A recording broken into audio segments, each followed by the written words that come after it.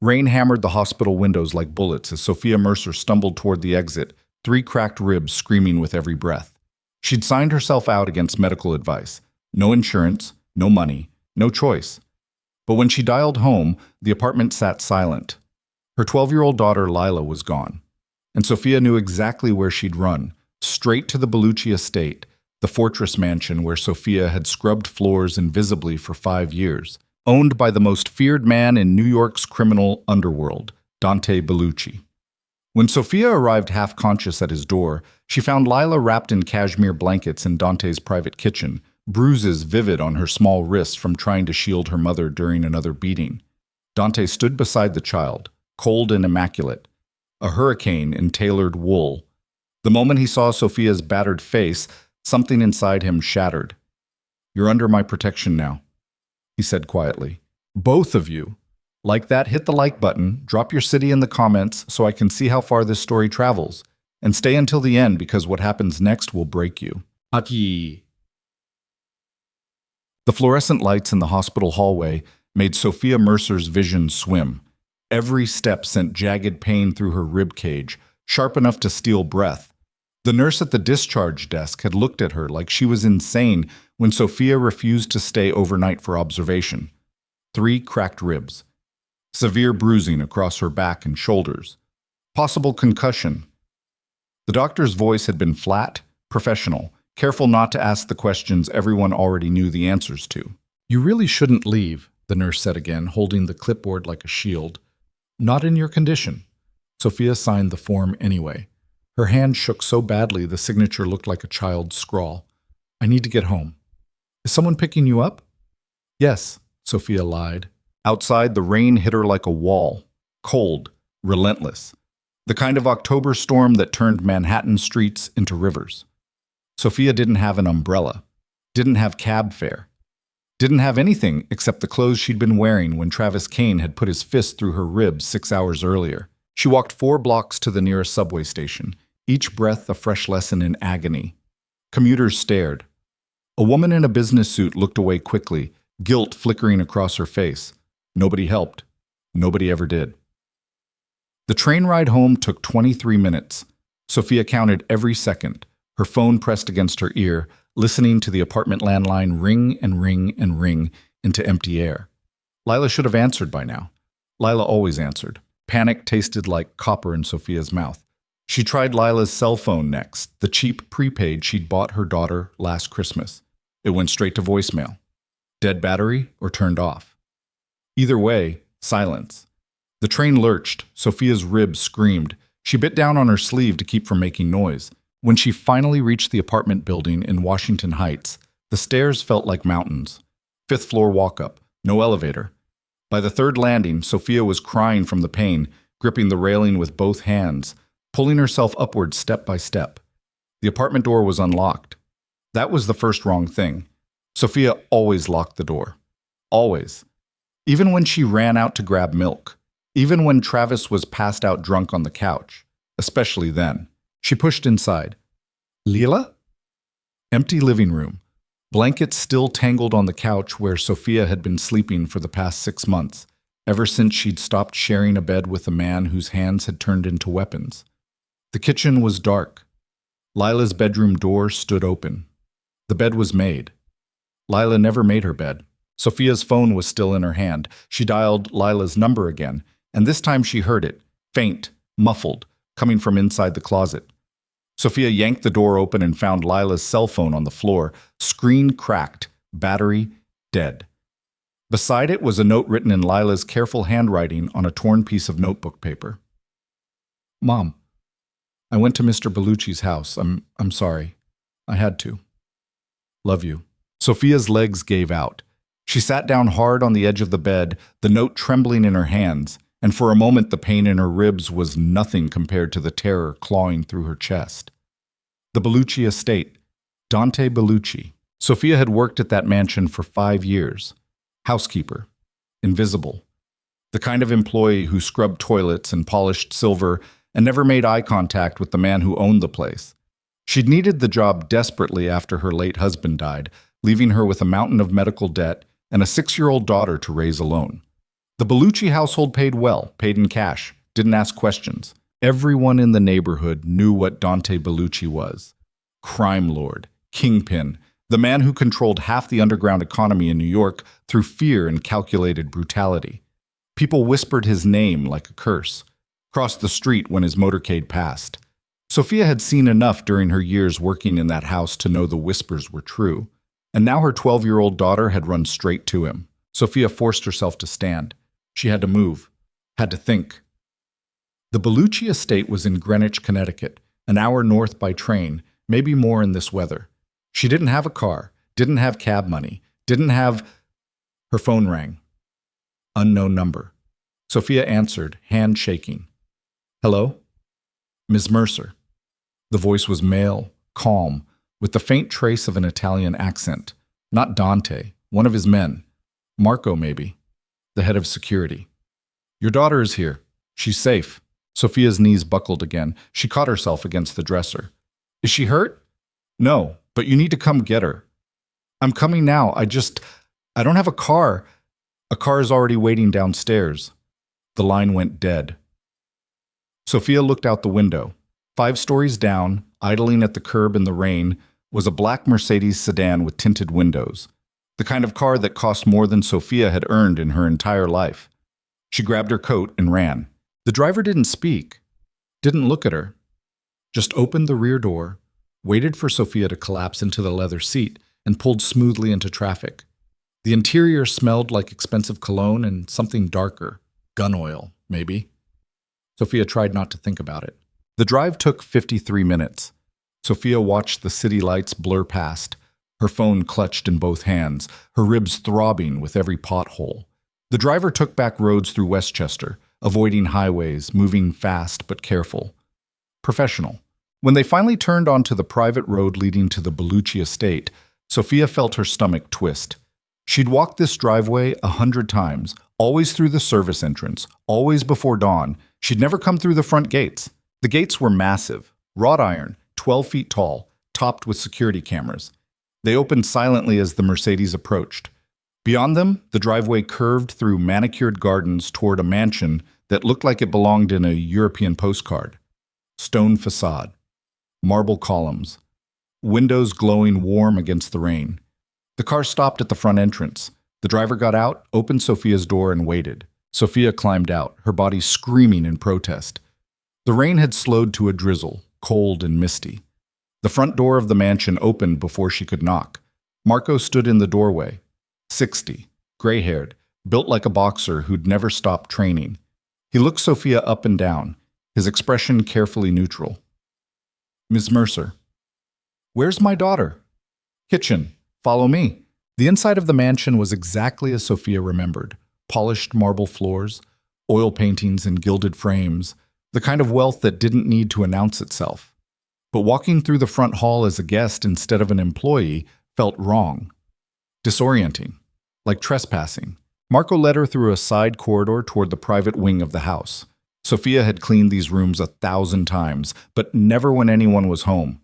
The kitchen was at the end of the hall, a massive chef's space with restaurant-grade appliances and a breakfast nook overlooking the gardens. Lila was sitting at the nook table, wrapped in a cashmere blanket that probably cost more than Sophia's rent. Her dark hair was damp, her face pale, her eyes red from crying. When she saw Sophia, she started to stand, then froze. Because Dante Bellucci was standing beside her.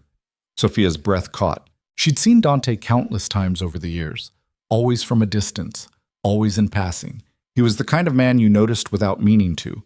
Tall, broad-shouldered, with the kind of face that belonged on Roman statues. Dark hair going silver at the temples, sharp cheekbones, eyes the color of winter storms. But she'd never been this close to him before. Never been in the same room when he was actually looking at her. And the way he was looking at her now made Sophia's pulse stutter. His gaze moved over her face, her bruised jaw, the way she was holding her ribs, and something in his expression shifted, hardened. The temperature in the room seemed to drop 10 degrees. Miss Mercer, Dante said quietly. His voice was smooth, controlled, but there was steel underneath. Sit down before you fall down. Sophia didn't move. I need to take my daughter home. You need medical attention.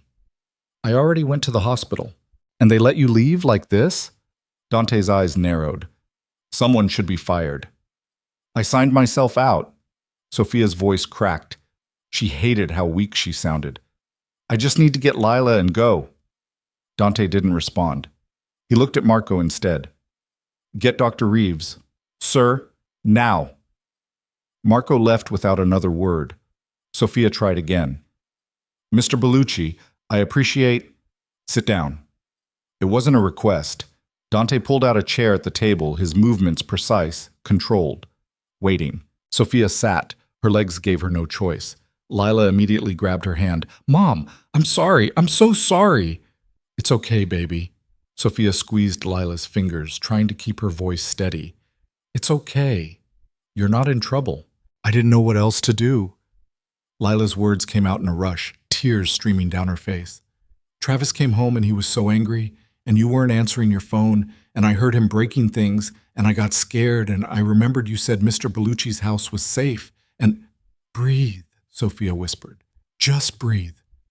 But she was looking at Lila's wrists as she said it, at the bruises there, dark purple, finger-shaped. Sophia's vision went white at the edges. He grabbed you. Lila nodded, crying harder. I tried to stop him from hurting you. I tried to pull him off, and he threw me against the wall and told me to get out, and I ran and I didn't know where else to go. Sophia couldn't breathe, couldn't think. The pain in her ribs was nothing compared to the rage tearing through her chest. Where is he now? Dante's voice cut through the air like a blade. Sophia looked up.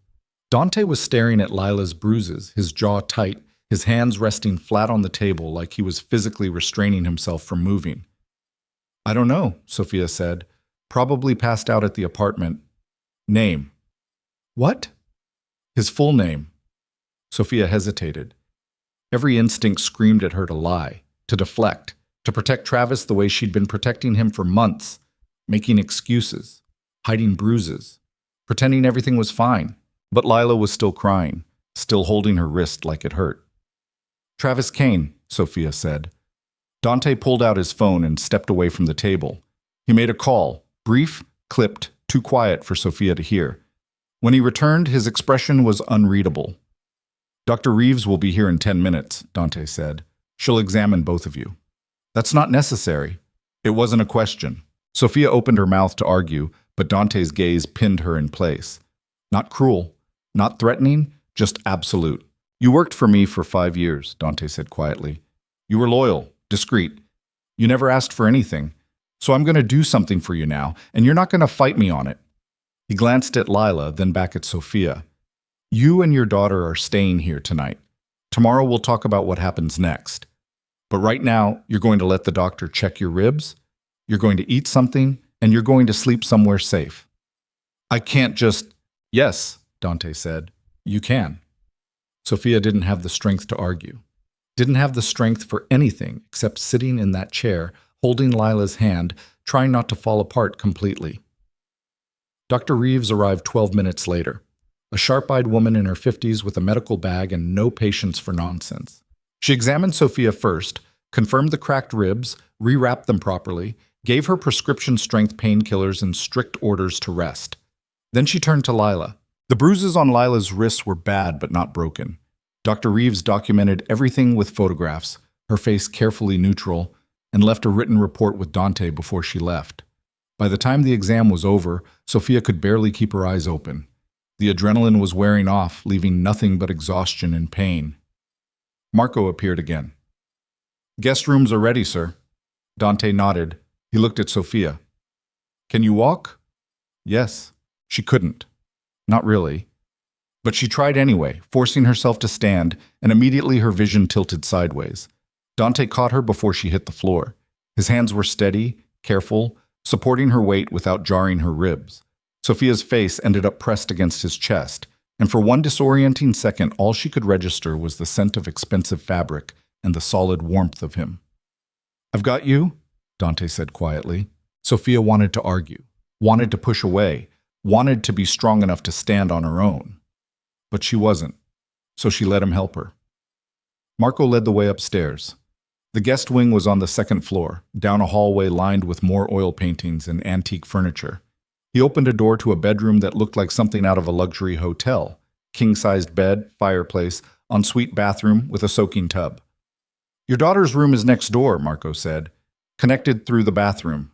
Lila was already being led inside by one of the house staff, a middle-aged woman Sophia vaguely recognized from her years working here. Kind face, gentle voice. She was showing Lila the bed, the closet full of extra blankets, asking if she needed anything. Sophia wanted to follow, wanted to tuck Lila in herself, but her body was shutting down, ribs screaming, head swimming. Dante guided her to the bed. Lie down. Sophia obeyed. The mattress felt like a cloud. She closed her eyes and heard Dante moving around the room, adjusting the thermostat, pulling curtains closed, setting a glass of water on the nightstand. If you need anything, Dante said, there's a phone on the desk. Dial 9. Someone will answer. Sophia opened her eyes. Dante was standing near the door, silhouetted against the hallway light, watching her with an expression she couldn't read. Why are you helping us? Sophia whispered. Dante was quiet for a long moment, then, because no one helped me when I needed it. He left before Sophia could respond. She lay in the dark, listening to the rain against the windows, and tried to make sense of everything that had just happened, tried to plan what came next, tried to think, but exhaustion dragged her under before she could finish a single thought. Besides, Sophia woke to sunlight streaming through unfamiliar windows and a moment of pure panic before she remembered where she was. The Bellucci estate. She sat up too fast. Her ribs punished her immediately, sending sharp pain through her chest. The prescription bottle Dr. Reeves had left was on the nightstand. Sophia dry swallowed 2 pills and forced herself to breathe slowly until the pain dulled to something manageable. The clock on the wall read 9:47 a.m. Sophia never slept past 6. She stumbled to the bathroom, marble tile, heated floors, a shower with 6 different heads, and found a note taped to the mirror in elegant handwriting. Fresh clothes in the closet, breakfast downstairs whenever you're ready. Marco's handwriting, probably. Sophia opened the closet. Inside were women's clothes in her exact size, jeans, sweaters, undergarments still in packaging. Someone had gone shopping. Sometime between last night and this morning, someone had driven to a store and bought her an entire wardrobe. She wanted to be angry about it, wanted to feel insulted. Instead, she just felt tired. She showered carefully, avoiding her ribs, and dressed in jeans and a soft gray sweater that probably cost more than her weekly paycheck. Then she checked on Lila. The connecting bathroom door was unlocked. Sophia pushed it open and found Lila's room empty, the bed neatly made. Panic spiked again, irrational, immediate, before Sophia heard voices downstairs. Lila's voice, laughing. Sophia followed the sound. The kitchen smelled like fresh bread and coffee. Lila was sitting at the breakfast nook again, wearing new clothes too, purple hoodie, clean jeans, and talking animatedly with an older man in a chef's coat. He was showing her how to braid dough, his hands patient, his accent thick and Italian. Like this, Piccola, the chef was saying. 3 strands, over and under, see? Lila tried, her tongue poking out in concentration. It keeps falling apart. That's how you learn. Try again. Sophia stood in the doorway, watching, her chest tight with something that wasn't pain. Lila looked happy. When was the last time Sophia had seen her daughter look happy? The chef noticed her first. Ah, Ms. Mercer, good morning. Sit, sit. I'll bring coffee. I can get it. Sit. Apparently everyone in this house had the same approach to giving orders. Sophia sat. The chef, Antonio, she remembered his name now, poured her a cup of coffee in a delicate porcelain mug and set it in front of her with a basket of fresh pastries. You need to eat, Antonio said firmly. Doctor's orders. Dr. Reeves said that? I said that. I'm a doctor of food. Lila giggled. Sophia picked up a croissant. Still warm, flaky, and buttery, and better than anything she'd tasted in months. She ate it slowly, watching Lila work on her bread braid, and tried not to think about what happened next. Tried not to think about the apartment in Washington Heights. About Travis. About... Good morning. Sophia turned. Dante stood in the kitchen doorway, dressed in charcoal slacks and a white dress shirt, looking like he'd already been awake for hours. Probably had been. Men like him didn't sleep late. Morning, Sophia said carefully. Dante's gaze moved over her face, checking for what? Pain? Fear? Sophia didn't know. He looked at Lila next. How's the braid coming? Terrible, Lila admitted. She's lying, Antonio said. She's a natural. Dante almost smiled. Almost. Finish up. We need to talk. He meant Sophia. She knew that. She set down her coffee and stood, ignoring the way her ribs protested. Lila can stay with Antonio, Dante added, reading her mind. Sophia nodded. She followed Dante out of the kitchen, down another hallway, into a room she'd only ever seen from the outside. His private study. It was exactly what she'd expected. Dark wood paneling, floor-to-ceiling bookshelves, a massive desk that looked like it weighed 1,000 pounds, leather chairs, a fireplace with a portrait above it, some long-dead Bellucci ancestor glaring down at the room. Dante closed the door behind them. Sit, he said. Sophia sat. Dante didn't. He stood near the window, hands in his pockets, looking out at the gardens, silent for a long moment. Then, Travis Kane has a record, 2 prior domestic violence arrests, both charges dropped because the victims refused to testify. He's been fired from 4 jobs in the past 3 years. He owes $63,000 to 3 separate loan sharks, all with interest compounding daily. Sophia's stomach dropped. How do you... I had someone look into him last night. Dante turned to face her. He's dangerous, unstable, and the men he owes money to are getting impatient. That's not my problem anymore. It is if he comes after you to solve it. Sophia wanted to argue. Wanted to say Travis wouldn't do that. But she couldn't. Because he would. He'd already hit her for money. Already screamed at her for not having enough. Already... I can protect you, Dante said quietly. I don't need protection. Your daughter's bruises say otherwise. Sophia flinched. Dante crossed the room and crouched in front of her chair so they were eye level. Up close, his eyes were gray-green, sharp and unrelenting. Listen to me, Dante said. You can go back to that apartment and hope Travis doesn't kill you the next time he gets drunk. Or you can stay here until we figure out a permanent solution. I can't just... Yes, you can. Dante's voice was firm. You worked for me for 5 years. You were loyal, discreet. You never asked for anything. Let me return the favor. This isn't a favor, Sophia said. This is... what? Sophia didn't know how to finish that sentence. Didn't know what this was. Charity? Pity? Something worse? Dante stood, putting distance between them again. I'm not a good man, Ms. Mercer. I've done things that would make you run screaming if you knew the details. But I don't hurt women, I don't hurt children, and I don't let other men do it either. So what happens now? Now you and Lila stay here while I handle Travis Kane. Handle him how? Dante smiled, and it wasn't kind. You don't want to know. Sophia should have been terrified, should have grabbed Lila and run, but instead she heard herself saying, make sure he can never hurt us again. The words came out before she could stop them, raw, desperate. Dante's expression shifted. Something flickered in his eyes, recognition, maybe, understanding. Done, he said, just like that. One word. And Sophia knew with absolute certainty that Travis Kane's life had just ended. Not literally, probably, but close enough. Dante walked to his desk and picked up a phone. He made a call, brief, coded, impossible to follow. When he hung up, he looked at Sophia again.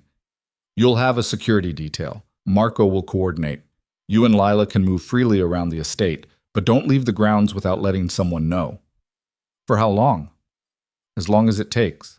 Sophia wanted to ask more questions, wanted to demand details, but exhaustion was creeping back in, and her ribs hurt.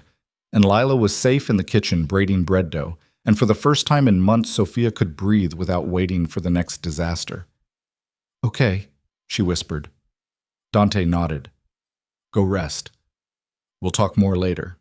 Sophia stood and walked to the door. She paused with her hand on the handle. Mr. Bellucci? Dante. Sophia blinked. What? Call me Dante. You're not my employee anymore. Something in Sophia's chest cracked open. She didn't know what to do with that. Didn't know what to do with any of this. Thank you, she said finally. Dante looked at her for a long moment, then, don't thank me yet. Paikin. 3 days passed. Sophia and Lila settled into the estate like ghosts learning to haunt new rooms. The staff treated them with careful politeness. Not quite family, not quite guests, something in between. Marco checked on them twice a day. Dr. Reeves returned to re-examine Sophia's ribs. Antonio kept feeding Lila in the kitchen, teaching her to make pasta from scratch, bread, sauces, everything. And Dante watched from a distance. Sophia felt his presence even when she couldn't see him, felt his gaze tracking her across rooms, felt the weight of his attention like a physical thing. It should have been uncomfortable. It wasn't. On the 4th day, Sophia woke to voices in the hallway. She crept to the door and listened. Completely clean, Marco was saying. No debt, no record, no connection to you whatsoever. Good, Dante's voice. And the travel arrangements? Confirmed. One-way ticket to Seattle. Job lined up. Apartment deposit paid. He leaves tomorrow. Make sure he understands the terms. He does. He signed everything. Silence. Then Dante again. If he comes back, he won't. More silence. Sophia opened the door. Both men turned.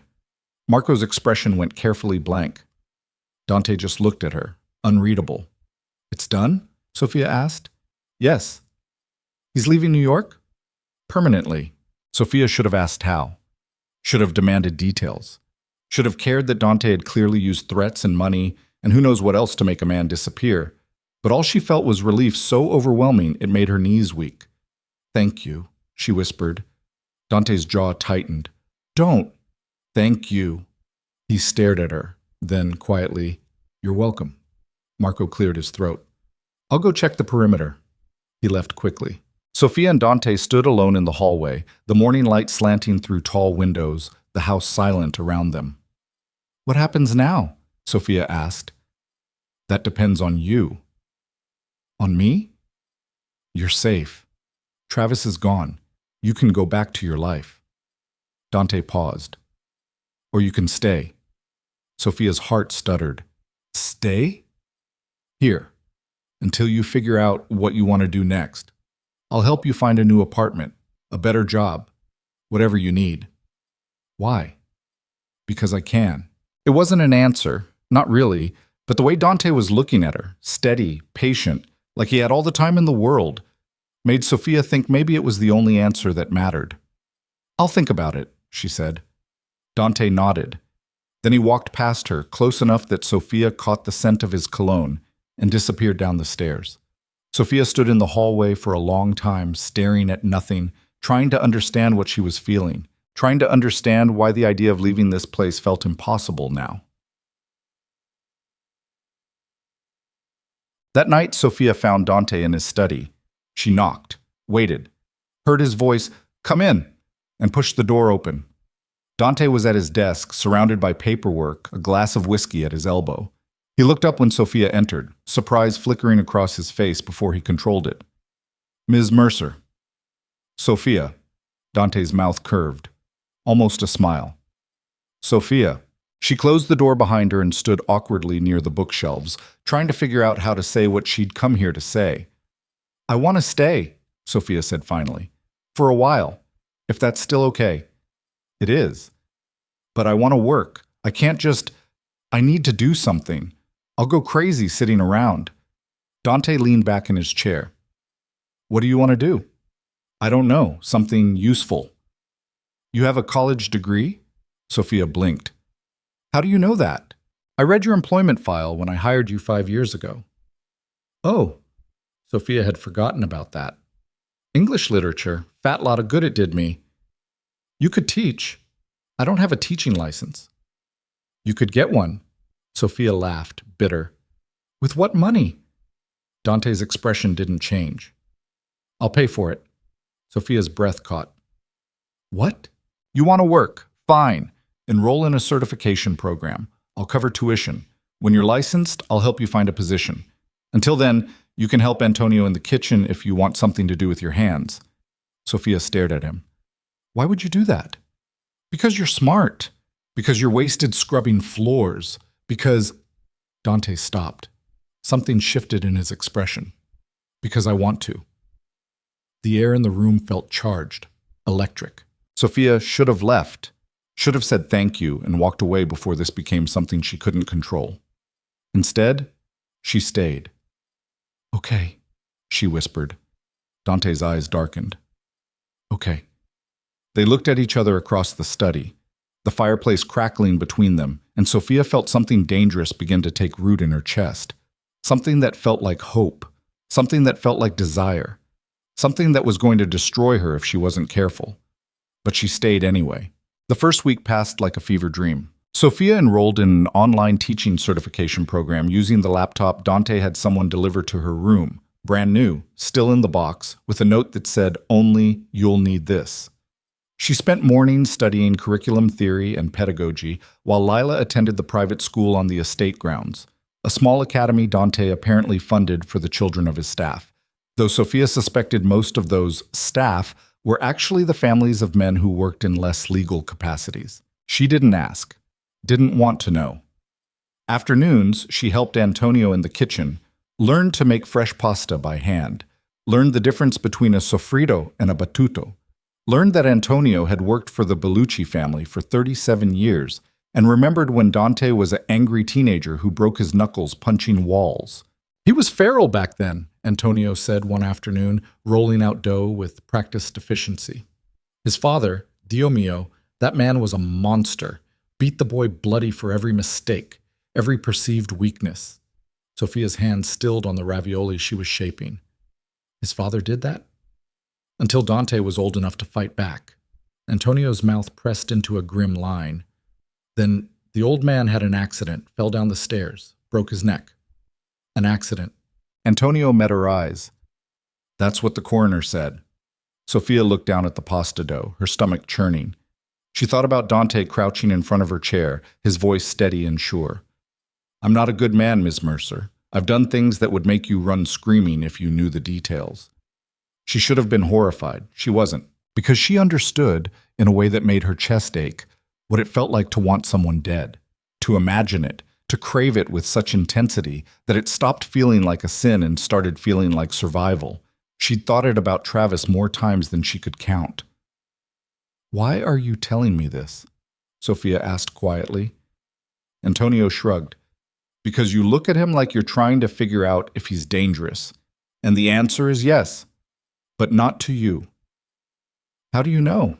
"Because I've seen him kill men with his bare hands, and I've seen him sit on the floor playing cards with your daughter. Those are not the same person. With you two..." Antonio paused, choosing his words carefully. "He's trying to be someone different." Sophia didn't know what to do with that information. Didn't know how to feel about the fact that a man who'd probably murdered his own father was teaching Lila chess in the evenings and asking if she needed help with her math homework. So she did what she'd always done when things got too complicated. She focused on the work in front of her and tried not to think. But thinking was impossible when Dante was everywhere, not hovering, not controlling, just present, in ways that made Sophia's pulse stutter every time she turned around. He appeared in the kitchen while she was cooking, leaning against the counter with a glass of wine, asking about her certification coursework. He sat across from her in the library while she studied, reading his own books in silence, the only sound the crackling fireplace and turning pages. He walked the gardens with her and Lila after dinner, hands in his pockets, listening to Lila chatter about her day without interrupting.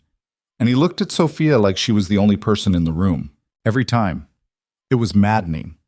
2 weeks in, Sophia woke at 2 a.m. to the sound of raised voices downstairs. Male voices. Angry. She pulled on her robe and crept to the top of the stairs, her ribs still tender but healing. The voices were coming from Dante's study. "Cannot be serious right now." That was Marco, his calm veneer cracked. "I'm completely serious." Dante's voice, cold, final. "She's a civilian. She has a child. This is insanity. This is my decision. Your father would never, My father," Dante said, each word sharp as a blade, "is dead. I'm not him. I will never be him. And if you can't accept that, there's the door." Silence. Then Marco, quieter. "What are you doing, Dante?" "What I should have done years ago. Getting out." "Getting out?" Marco's laugh was harsh. You think it's that simple. You think you can just walk away from this life because you found some woman and her kid and suddenly grew a conscience. Watch your mouth. You know what the families will think? What Castellano will think. They'll see weakness. They'll come for you. Let them try. And what about her? What about the girl? You think they won't use them against you? Another long silence. Sophia's heart hammered against her ribs. Then Dante, so quiet Sophia almost didn't hear. That's why I need to move faster, clean up the dirty money, transition everything legitimate before anyone realizes what I'm doing. That'll take years. Then I'd better start now. Footsteps. Marco walking toward the door. Sophia pressed herself against the wall, but Marco didn't come upstairs. He went the other direction, toward the back of the house, muttering in Italian. Sophia stood in the dark hallway, her mind racing. Dante was trying to leave. Leave the violence. Leave the criminal empire. Leave everything he'd built. Because of her. Because of Lila. The realization hit her like cold water. Terrifying and thrilling and completely impossible. She should have gone back to bed. Should have pretended she hadn't heard anything. Instead, she walked downstairs and knocked on the study door. Come in. Dante was still at his desk, tie loosened, sleeves rolled up, looking exhausted in a way Sophia had never seen before. When he saw her, something in his expression shifted. Surprise, then something darker. You should be asleep, he said. I heard voices. Dante's jaw tightened. How much did you hear? Enough. He stood, poured himself a drink from the bar cart near the window. Didn't offer her one.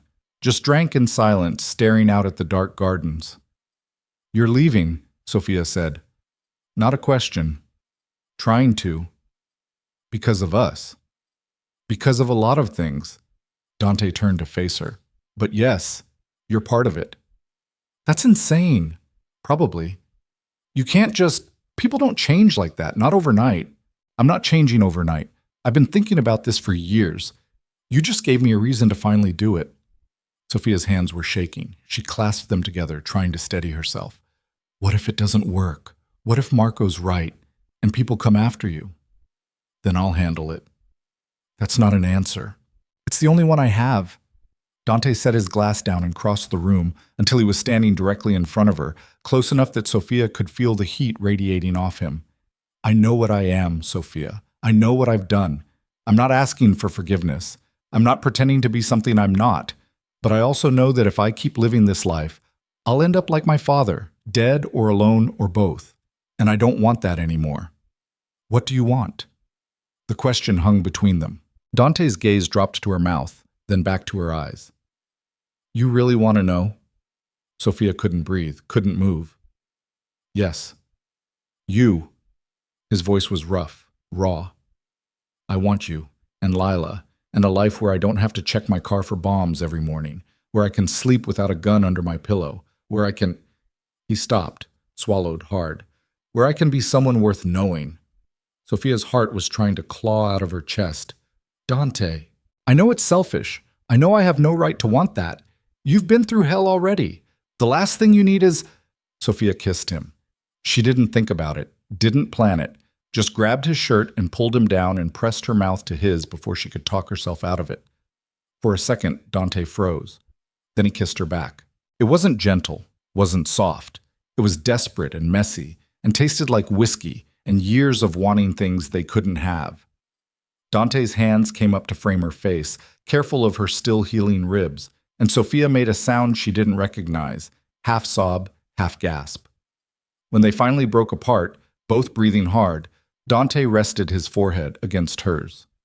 This is a terrible idea, he whispered. I know. You should run, take Lila and disappear and never look back. I know. So why aren't you? Sophia pulled back enough to meet his eyes. Because I'm tired of running, because Lila's happy here, because, her voice cracked, because when I look at you, I don't see a monster. I see someone who's trying, and maybe that's stupid. Maybe I'm fooling myself, but I don't care anymore. Dante's thumb brushed across her cheekbone. You're not fooling yourself. Then prove it. How? Keep trying, keep getting out, and let me help. Sophia, I'm not fragile, Dante. I'm not some damsel who needs protecting from the truth. I've lived through hell. I can handle whatever comes next, but I need you to stop treating me like I'm made of glass." Dante stared at her for a long moment. Then quietly, "Okay. Okay. I'll stop protecting you from the truth, but you have to promise me something." "What?" "If it gets too dangerous, if staying here puts you or Lila at risk, you leave. No arguments, no hesitation. You take her and go." Sophia wanted to argue, wanted to say she'd never leave, but the look in Dante's eyes stopped her. "Okay," she whispered. Dante kissed her again, slower this time, and Sophia let herself sink into it, let herself feel the warmth of his hands and the solid weight of him and the impossible hope blooming in her chest. When they finally pulled apart, Dante's expression was softer, almost vulnerable. "Go back to bed," he said. "Before I do something we'll both regret." Sophia smiled despite herself. "Like what?" "Like ask you to stay." "Would that be so bad?" "Yes, because you'd say yes, and then neither of us would sleep." Heat flooded Sophia's face. She stepped back, suddenly aware of how thin her nightgown was, how close they were standing, how easy it would be to— "Good night, Dante," she said quickly. "Good night, Sophia." She left before she could change her mind, but she felt his gaze on her back all the way to the stairs. The next 3 weeks were a study in controlled chaos. Dante began systematically dismantling the violent parts of his empire, selling off territory, renegotiating deals, redirecting money into legitimate businesses, construction, real estate, import-export companies that actually imported and exported legal goods. Sophia watched it happen from the edges, learning the shape of his world through overheard phone calls and late-night meetings with lawyers and accountants. She didn't understand all of it, didn't need to. But she understood enough to know that what Dante was attempting was dangerous. Men who left the criminal underworld rarely left breathing. Marco grew increasingly tense. Other members of Dante's inner circle, men Sophia vaguely recognized from her years working here, started showing up for hushed conversations that ended with slammed doors and raised voices. But Dante didn't back down. And slowly, impossibly, it started working. Territories were sold. Debts were paid. Agreements were reached. Dante's name stopped being synonymous with violence and started being associated with construction contracts and urban development projects. The transformation was surreal, and through it all, Sophia and Dante circled each other like planets caught in gravity. Never quite colliding, never quite pulling apart. They talked for hours in the study. About books, about music, about the future. Dante told her about growing up in his father's shadow, learning to survive through brutality because kindness was punished as weakness. Sophia told him about losing her husband to cancer, about the crushing weight of medical debt, about meeting Travis during her most desperate moment and mistaking his attention for love. "I thought he was saving me," Sophia admitted one night, curled in the leather chair across from Dante's desk while rain hammered the windows. "I was so alone, so scared, and he seemed stable, safe." "When did you realize he wasn't?" "The first time he hit me, I told myself it was an accident. The second time, I told myself he was stressed. By the third time, I'd stopped making excuses. Sophia's voice broke. "I didn't know how to leave. I had no money, no family, nowhere to go. And Lila, I couldn't put her through more instability. She'd already lost her father. I thought staying was the lesser evil." Dante's expression was unreadable. "And now? Now I know there's no such thing as a lesser evil when it comes to violence. There's only survival. And sometimes survival means burning everything down and starting over." "Is that what you're doing? Starting over?" Sophia met his eyes. "I'm trying." "So am I." The air between them felt electric. "Dante, don't." His voice was rough. "Don't say whatever you're about to say. Not yet. Not until I'm sure I can keep you safe." "I don't need—" "Yes, you do. And so does Lila. And I can't." Dante stood abruptly, pacing to the window. "There are still people who want me dead, Sophia. Rivals who see my transition as weakness. Men who think they can take what I built because I'm trying to legitimize it. Until I know they're handled, I can't—" "We can't." "I understand," Sophia said quietly. But she didn't. Not really. Because every night she went to bed alone in the guest room, she felt the absence of him like a physical ache. Every morning she woke up thinking about his hands and his mouth and the way he looked at her like she was something precious. It was torture. But she waited. Because Dante was right. Lila's safety mattered more than anything else. Even this. Hachette. 4 weeks after arriving at the estate, Sophia was helping Lila with a science project at the kitchen table when Marco appeared in the doorway. His expression made Sophia's stomach drop. "Where's Dante?" Marco asked. "Meeting with his lawyers in the city. Why?" Marco's jaw tightened. "We have a problem." "What kind of problem?" "The kind where you and Lila need to pack a bag. Now." Sophia stood so fast her chair scraped against the floor. "What happened?" "Castellano's son is dead. Overdose. And Castellano thinks Dante had something to do with it." The name Castellano hit Sophia like a slap. She'd heard it before, muttered in hallways, whispered in tense phone calls. One of the old families. One of the ones Dante had been trying to distance himself from. "Did he?" Sophia asked. Marco's expression didn't change. "Does it matter? Castellano's looking for blood. And until we sort this out, you two are targets." "Mom?" Lila's voice was small, scared. Sophia forced herself to breathe, to think. "Where are we going?" "Safe house upstate. Dante's already on his way back. We move in 10 minutes. 10 minutes? Now, Sophia." She grabbed Lila's hand and ran. They packed frantically. Clothes, toiletries, Lila's schoolwork. Marco waited in the hallway, phone pressed to his ear, speaking rapid Italian. Other men appeared. Guards Sophia recognized, all armed, all grim-faced. By the time they made it downstairs, 3 black SUVs were idling in the circular driveway. "Middle car," Marco said. "Stay low. Don't stop for anything." Sophia climbed in, pulling Lila close. The driver didn't speak, just pulled out fast, tires spitting gravel, while the other 2 vehicles flanked them like a protective wall. Lila was shaking. "What's happening?" "It's okay, baby. We're just being careful." "Is someone trying to hurt us?" Sophia couldn't lie. Not about this. "Maybe. But Mr. Bellucci's people won't let that happen." "Where is he?" "Coming to meet us." "Promise?" Sophia kissed her daughter's forehead. "Promise." The drive took 90 minutes, north through Westchester, then deeper into the woods until they reached a house that looked like a hunting lodge.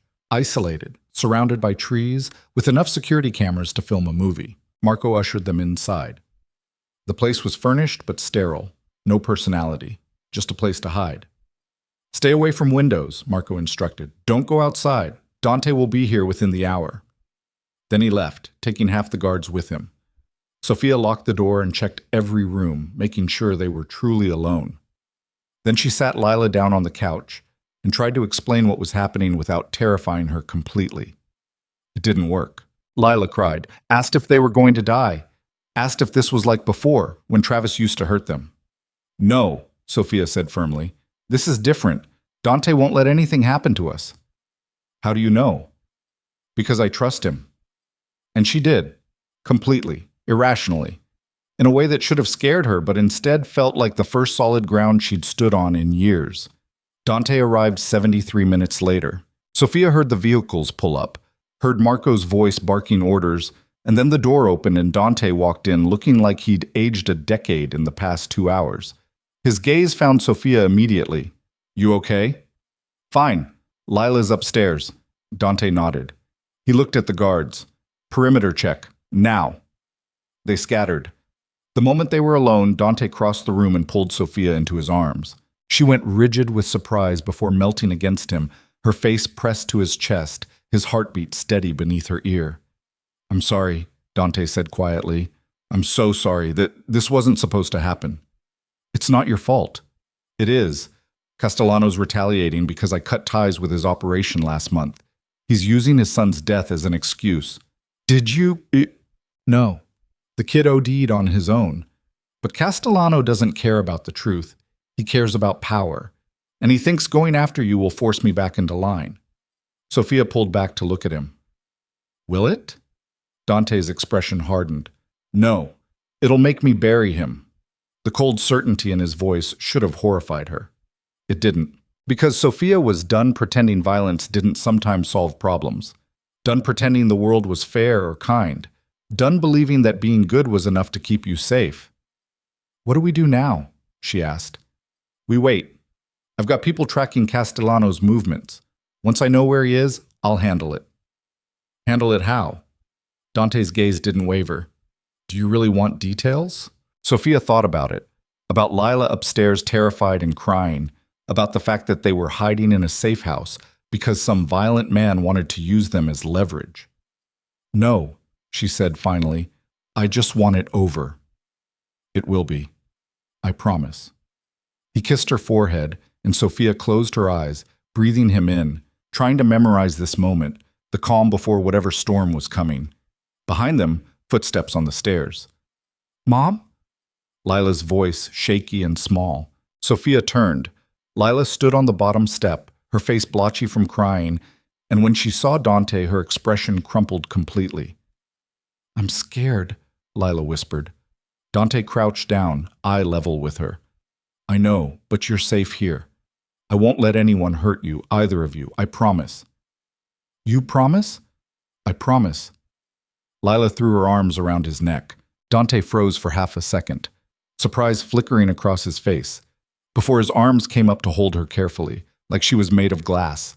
And watching them, Sophia felt something crack open inside her chest. Not fear, not doubt. Something worse. Love. She was in love with Dante Bellucci. The realization hit her like a freight train. She was in love with the man who'd killed people, who still might kill people, who was trying to become something better, but might fail, who was dangerous and broken and entirely wrong for her in every measurable way. And she didn't care, because he was holding her daughter like she mattered, like she was worth protecting, like he'd burned the whole world down before he let anyone hurt her. And Sophia had never wanted anything more than she wanted this. Wanted him. Wanted the impossible future he was trying to build. Even if it killed them both. What? 3 days in the safe house. 3 days of waiting while Dante coordinated with Marco and his remaining loyal men, tracking Castellano's movements, building a case, legal and otherwise, that would end this permanently. Sophia tried to keep things normal for Lila. They did schoolwork, watched movies on the laptop, played cards. But the tension was suffocating. On the third night, after Lila finally fell asleep, Sophia found Dante on the back porch, smoking a cigarette he'd bummed off one of the guards. "I didn't know you smoked," Sophia said. "I don't. Quit 10 years ago." Dante took another drag, his expression distant. "Old habits." Sophia sat beside him on the porch steps. The forest stretched out around them, dark and endless. "Talk to me," she said. "About what?" "Whatever's making you look like that." Dante was quiet for a long time. Then, "Castellano's hiding, using his family's connections to stay off the grid. But he's getting sloppy, desperate. Marco thinks he'll make a move soon." "What kind of move?" "The violent kind." Sophia's stomach clenched. "Against you?" "Against anyone he thinks I care about." Dante's jaw tightened. "He doesn't know about you yet. Doesn't know about Lila, but he will. And when he does, you'll handle it." "What if I can't?" The question hung in the air. Sophia reached over and took the cigarette from his hand. She stubbed it out against the porch railing. "Then we handle it together." Dante looked at her, really looked at her. "You mean that?" "Yes. You'd stay, even knowing what's coming." "I already told you, I'm tired of running." "This isn't running. This is survival." "No." Sophia's voice was firm. "Survival is what I did with Travis, enduring, waiting for it to end. This is different. This is choosing to fight. You don't have to—" "I want to." Sophia grabbed his hand, lacing their fingers together. "I want to fight for this. For you. For the life you're trying to build. Because it's worth it. You're worth it." Dante's expression shattered. He pulled her close, kissing her hard, and Sophia kissed him back with everything she had, all the fear and hope and desperate love she'd been holding inside. When they broke apart, both breathing hard, Dante rested his forehead against hers. "I love you," he said roughly. "I know I shouldn't. I know it's too fast and too dangerous and completely insane. But I do. I love you." Sophia's heart was trying to punch through her ribs. I love you too, Sophia. I do. And I'm not taking it back, so you're stuck with me. Dante laughed, raw and surprised and utterly devastating. Okay. Okay? Okay. He kissed her again, softer this time. But after this is over, after Castellanos handled, we're doing this right. No more hiding, no more waiting. I'm going to marry you. Sophia's breath caught. Dante, I mean it. You and Lila, my family, the only thing that matters anymore. Tears burned Sophia's eyes. You haven't even asked. I'm not asking. I'm telling you what's going to happen. Dante's thumb brushed across her cheek. Unless you're planning to say no, I'm not. Good. They sat together on the porch in the dark, holding each other, and for a few stolen moments, Sophia let herself believe it was possible, that they could have this, that love could survive violence, that broken people could build something whole. Then her phone buzzed. Marco's name on the screen. Dante answered. Talk. Sophia couldn't hear Marco's side of the conversation, but she watched Dante's expression shift, shock, then fury, then something colder. When? Dante's voice was clipped. Pause. How many? Pause. Lock it down. I'm coming back. He hung up. Sophia's stomach dropped. What happened? Castellano's men hit the estate. Dante stood, already moving. They didn't get past the gates, but they left a message. What kind of message? Dante's expression was murderous. They know about you, about Lila, and Castellano wants a meeting. A meeting for what? To negotiate my surrender. Dante's laugh was harsh. He thinks if he threatens you, I'll give him back the territory I took, the money I redirected, everything. Sophia's hands were shaking. Will you? Dante looked at her like she'd stabbed him. No, he said quietly, but I will kill him. Dante, this ends tomorrow. One way or another. He cupped her face in his hands, his gaze intense. But I need you to promise me something. What? If this goes wrong, if I don't come back, you take Lila and run. Marco will give you money, new identities, everything you need to disappear. I'm not leaving you. Promise me, Sophia. She wanted to argue, wanted to fight, but the look in his eyes stopped her. I promise, she whispered. Dante kissed her one last time, deep and desperate and final. Then he was gone, and Sophia stood alone on the porch, watching the taillights disappear into the forest, wondering if she'd just said goodbye to the only man she'd ever truly loved, wondering if she'd ever see him again, wondering if this was how her story ended, not with safety, not with peace, but with blood. Sophia didn't sleep. She sat in the darkened living room of the safe house, phone clutched in her hand, watching the minutes crawl past on the clock above the fireplace. 3 a.m. became 4. 4 became 5. The guards rotated shifts outside, their footsteps crunching on gravel, their radios crackling with static and coded phrases Sophia didn't understand. Lila slept upstairs, finally exhausted from crying herself into unconsciousness around midnight. Sophia had held her until the trembling stopped, whispering promises she wasn't sure she could keep, promises that everything would be okay, that Dante would come back, that they were safe. Lies felt easier than the truth.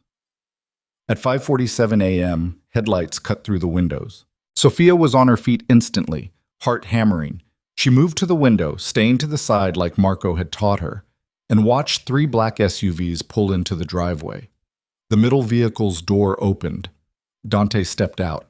Relief hit Sophia so hard her knees buckled. She grabbed the door frame to stay upright, watching as Dante spoke briefly with Marco, his expression unreadable even from a distance. He looked exhausted. His shirt was wrinkled, tie gone, and there was something dark on his sleeve that might have been blood. But he was alive. Sophia yanked the door open before she could stop herself. Dante's gaze snapped to her immediately. Something in his expression softened, just for a second, before he was moving, crossing the driveway in long strides. And then his hands were on her face, and he was kissing her like he'd thought he'd never get the chance again. Sophia kissed him back desperately, tasting exhaustion and fury and something metallic that made her stomach turn. When they broke apart, both breathing hard, Dante rested his forehead against hers. "It's done," he said roughly. "Castellano?" "Dead. His entire operation dismantled. The families have been notified. There won't be retaliation." Sophia pulled back to look at him. "You're sure?" "I'm sure." Dante's jaw tightened. "I made it very clear what happens to anyone who threatens you or Lila. Very clear." The cold certainty in his voice should have scared her. It didn't. "Come inside," Sophia whispered. "You look like you're about to fall over." Dante nodded. He let her lead him into the house, past the guards who averted their eyes respectfully, into the kitchen where Sophia poured him a glass of water and watched him drink it like a man dying of thirst. "When's the last time you slept?" she asked. "What day is it?" "Dante." "I'm fine." "You're not." Sophia crossed her arms. "Sit down before you pass out." For a moment she thought he'd argue. Then he pulled out a chair and sat heavily, elbows on the table, head in his hands. Sophia moved behind him and placed her hands on his shoulders. She could feel the tension coiled in every muscle, tight as piano wire. Slowly, carefully, she started kneading the knots, working her thumbs into the rigid muscles of his neck. Dante made a sound that was almost a groan. "You're trying to kill me," he muttered. "I'm trying to help you relax." Same thing. Despite everything, Sophia smiled. She kept working, feeling the tension gradually ease under her hands, and after a few minutes, Dante's breathing deepened, steadied. "Tell me what happened," Sophia said quietly. "You don't want to know." "Yes, I do." Dante was silent for a long moment. Then, "Castellano was hiding in a warehouse in Red Hook. We cornered him there with 6 of his men. He tried to negotiate, said if I gave him back the territory and paid reparations for his son's death, he'd leave you alone." "What did you say?" "Nothing. I shot him in the head." Sophia's hands stilled. Dante continued, his voice flat and emotionless. "His men tried to retaliate. Marco's team handled it. By the time the police arrived, and they took their time arriving, the scene was clean, self-defense. Castellano had pulled a weapon. Witnesses confirmed it. Case closed. Witnesses you paid. Witnesses who value their lives." Sophia resumed the massage, processing this.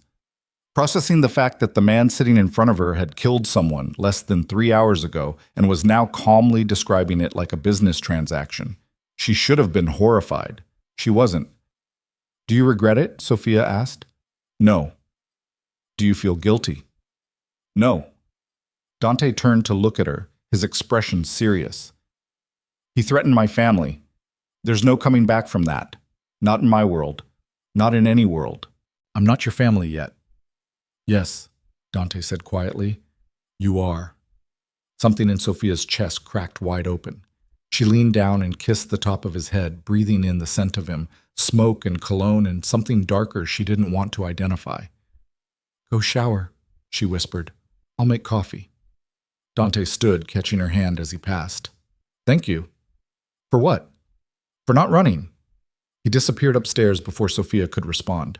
She stood in the kitchen, listening to the water run, and tried to understand what she'd become.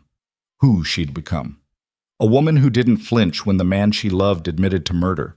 A woman who understood that sometimes violence was the only answer. A woman who'd stopped believing in fairy tales and started believing in survival. Maybe that made her a monster too. Or maybe it just made her human. They returned to the estate that afternoon. The damage from Castellano's attack was minimal. Bullet holes in the front gate, scorch marks on the driveway where someone had thrown a Molotov cocktail that didn't ignite properly. The security team was already repairing everything, working with grim efficiency. Inside, the house felt different, quieter, like it was holding its breath. Lila immediately disappeared into the kitchen to find Antonio, seeking comfort in the familiar routine of baking. Sophia let her go. Let her process this her own way. Marco appeared in the front hall, phone in hand, expression tight. "We need to talk." Dante nodded. He looked at Sophia. "Give us a minute?" "Of course." She went upstairs, but she didn't go far, just stood at the top of the landing, listening. "3 families are asking questions," Marco was saying. "They want to know why you went scorched earth on Castellano without consulting the council first." I don't answer to the council anymore? That's the problem. You can't just... Dante, you're making enemies, powerful ones. Let them come. You're not hearing me. Marco's voice rose. You think killing Castellano solved everything? You think this is over? You've destabilized the entire power structure. There are men who've been waiting for an excuse to take you down, and you just handed it to them. Then I'll handle them too. With what? You've been selling off assets, cutting ties, trying to go legitimate. You're bleeding resources, bleeding manpower. How long do you think you can hold out against a coordinated attack? Silence. Then Dante, quieter. As long as I have to. This is about her, isn't it? The housekeeper. Watch your mouth. She's made you weak. The temperature in the room dropped. Say that again, Dante said, his voice deadly calm. I dare you. Marco's next words were too quiet for Sophia to hear, but whatever he said made Dante laugh, harsh and bitter. You think I'm weak because I care about something other than money and territory? You think love is weakness? Then you're the one who doesn't understand. She makes me stronger. She makes me want to be someone worth surviving for. And if you can't see that, then you're blind. I see a man throwing away an empire for a woman he barely knows. I know her better than I've ever known anyone, and I'd burn this entire empire to ash before I let anything happen to her or her daughter. Footsteps. Marco walking away. The front door slamming. Sophia stood frozen at the top of the stairs, her heart in her throat. Dante appeared at the bottom, looking up at her with an expression she couldn't read. How much did you hear? He asked. Enough. And? Sophia descended the stairs slowly. And Marco's right. I am making you weak. No, but I am. You're losing allies because of me. Losing power. Making enemies. Sophia reached the bottom step, eye level with him now. Maybe I should take Lila and go. Find an apartment. Start over somewhere else. Give you space to... No. Dante. No. He grabbed her hands, his grip almost desperate. You're not leaving. I don't care what Marco thinks. I don't care what the families think. I don't care about any of it. You and Lila, you're the only thing that matters. But if staying puts you in danger, I've been in danger my entire life. That's nothing new. What's new is having something worth protecting, someone worth changing for. Dante's voice cracked. Don't take that away from me, please. Sophia's vision blurred with tears. I'm scared. So am I. What if we can't do this? What if it's too much? Then we'll fail together, but we'll fail trying. Dante pulled her close, wrapping his arms around her. I need you to trust me. Can you do that? Sophia pressed her face against his chest, listening to his heartbeat, and made a choice. Yes, she whispered. Then we keep going, one day at a time, until we make it work or die trying. It should have sounded dramatic, melodramatic even. Instead, it just sounded true. The next 2 weeks were deceptively peaceful. Dante continued transitioning his operations, selling the last of his illegal holdings, pouring everything into legitimate businesses. The construction company expanded. The real estate portfolio grew. On paper, Dante Bellucci was becoming a respectable businessman. In reality, the vultures were circling. Sophia felt it in the tension that permeated the estate, in the increase in security, in the way Dante's phone never stopped ringing with calls from men whose names she didn't recognize, but whose voices carried weight. Marco stopped coming around. That was the first sign something was wrong. Where is he? Sophia asked one night over dinner. Dante's expression didn't change. Handling some business in the city. What kind of business? The kind you don't need to worry about. Dante, he set down his fork. Marco and I had a disagreement about the direction of certain operations. He's taking some time to cool off. A disagreement about what? About you. Sophia's stomach dropped. What did he say? It doesn't matter what he said. What matters is that he's wrong. Tell me anyway. Dante was quiet for a long moment. Then, he thinks you're a liability, that keeping you here makes me vulnerable to attack, that I should send you away for your own protection. And what do you think? I think he can go to hell. Despite everything, Sophia almost smiled. Very diplomatic.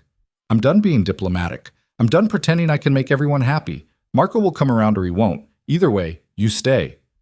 Across the table, Lila was pushing pasta around her plate, pretending not to listen. But Sophia saw the tension in her daughter's shoulders, the way her hands trembled slightly. This was affecting her too. That night, after Lila went to bed, Sophia found Dante in his study nursing a glass of whiskey. "We need to talk about Lila," she said. Dante looked up. "What about her?" "She's terrified. She's trying to hide it, but I can tell. The attack, Castellano, all of this. It's too much for a 12-year-old. What do you want me to do?" "I don't know. Maybe we should consider boarding school, somewhere safe, somewhere far from me, from this." Sophia gestured at the room, the house, the life they were living. From the violence and the danger and the constant threat. Dante set down his glass. "You want to send her away. I want her safe. She is safe, here, with us." "Is she?" Sophia's voice rose. "Because it doesn't feel safe, Dante. It feels like we're waiting for the next attack, the next threat. And I can't keep doing this to her. She's already been through so much with Travis, and now, I'm not Travis." The words hung in the air like a slap. Sophia froze. "I know that. Do you, because you're talking about sending Lila away like I'm some kind of monster she needs protecting from?" "That's not what I meant." "Then what did you mean?" Dante stood, his movements sharp. "Because from where I'm standing, it sounds like you're looking for an excuse to leave, to take her and run before things get worse. I'm trying to protect her." "So am I." Dante's voice echoed off the walls. "You think I don't lie awake every night wondering if I'm putting you both in danger? You think I don't know that every choice I make could get you killed? I know. I live with that knowledge every single day, but I also know that sending Lila away won't keep her safe. It'll just make her think she's not wanted." Sophia's breath caught. "That's not—" "I grew up being sent away, shuffled between boarding schools and relatives who didn't want me because my father thought I was weak. You know what that teaches a kid? That they're disposable, that love is conditional, that the people who are supposed to protect you will abandon you the second things get hard." Tears burned Sophia's eyes. "Dante, Lila stays, you both stay, and I will do whatever it takes to keep you safe. But I can't." His voice cracked. "I can't lose you, either of you." Sophia crossed the room and wrapped her arms around him. Dante held her like she was the only thing keeping him upright, his face buried in her hair. "I'm sorry," Sophia whispered. "I'm sorry. I wasn't trying to. I'm just scared." "I know, so am I." They stood there in the dark study, holding each other, and Sophia tried to believe that love was enough, that they could survive this, that the violence circling them would eventually dissipate. But deep down, she knew better. Deep down, she knew the worst was still coming. It came 3 days later. Sophia was in the library helping Lila with algebra when Marco appeared in the doorway. He looked terrible, pale, disheveled, like he hadn't slept in days. "We need to talk," Marco said. "All of us." Something in his tone made Sophia's blood run cold. "What happened?" "Where's Dante?" "In a meeting with his accountants." "Marco, what? Get him, now, and bring Lila." "I'm not bringing my daughter into—" "She needs to hear this too." Sophia's hands were shaking as she called Dante's cell. He answered on the second ring. "What's wrong?" "Marco's here. He says we all need to talk. He looks— Dante, something's very wrong." "I'm coming." He was there in less than 2 minutes, striding into the library with murder in his eyes. "This better be important." Marco closed the door behind him, locked it. That was when Sophia knew. Whatever was coming was bad, very bad. Marco pulled a folder from his bag and dropped it on the table. "I've been doing some digging into Castellano's operation, into the attack on the estate, into why he targeted you specifically." "And?" Dante's voice was clipped. "And I found something you're not going to like." "Just say it." Marco opened the folder. Inside were photographs, documents, bank statements. He pushed one across the table. It was a wire transfer, dated 3 weeks before Castellano's attack, $50,000. From an account Sophia didn't recognize, to Castellano's personal holding company. "What is this?" Dante asked. Marco pushed another document forward. "This is the account information for the sender." Sophia's heart stopped, because she recognized the account number. It was hers. The one Dante had opened for her when she first agreed to stay. The one he'd deposited money into for her personal expenses. That's impossible, Sophia said. I wouldn't. I know.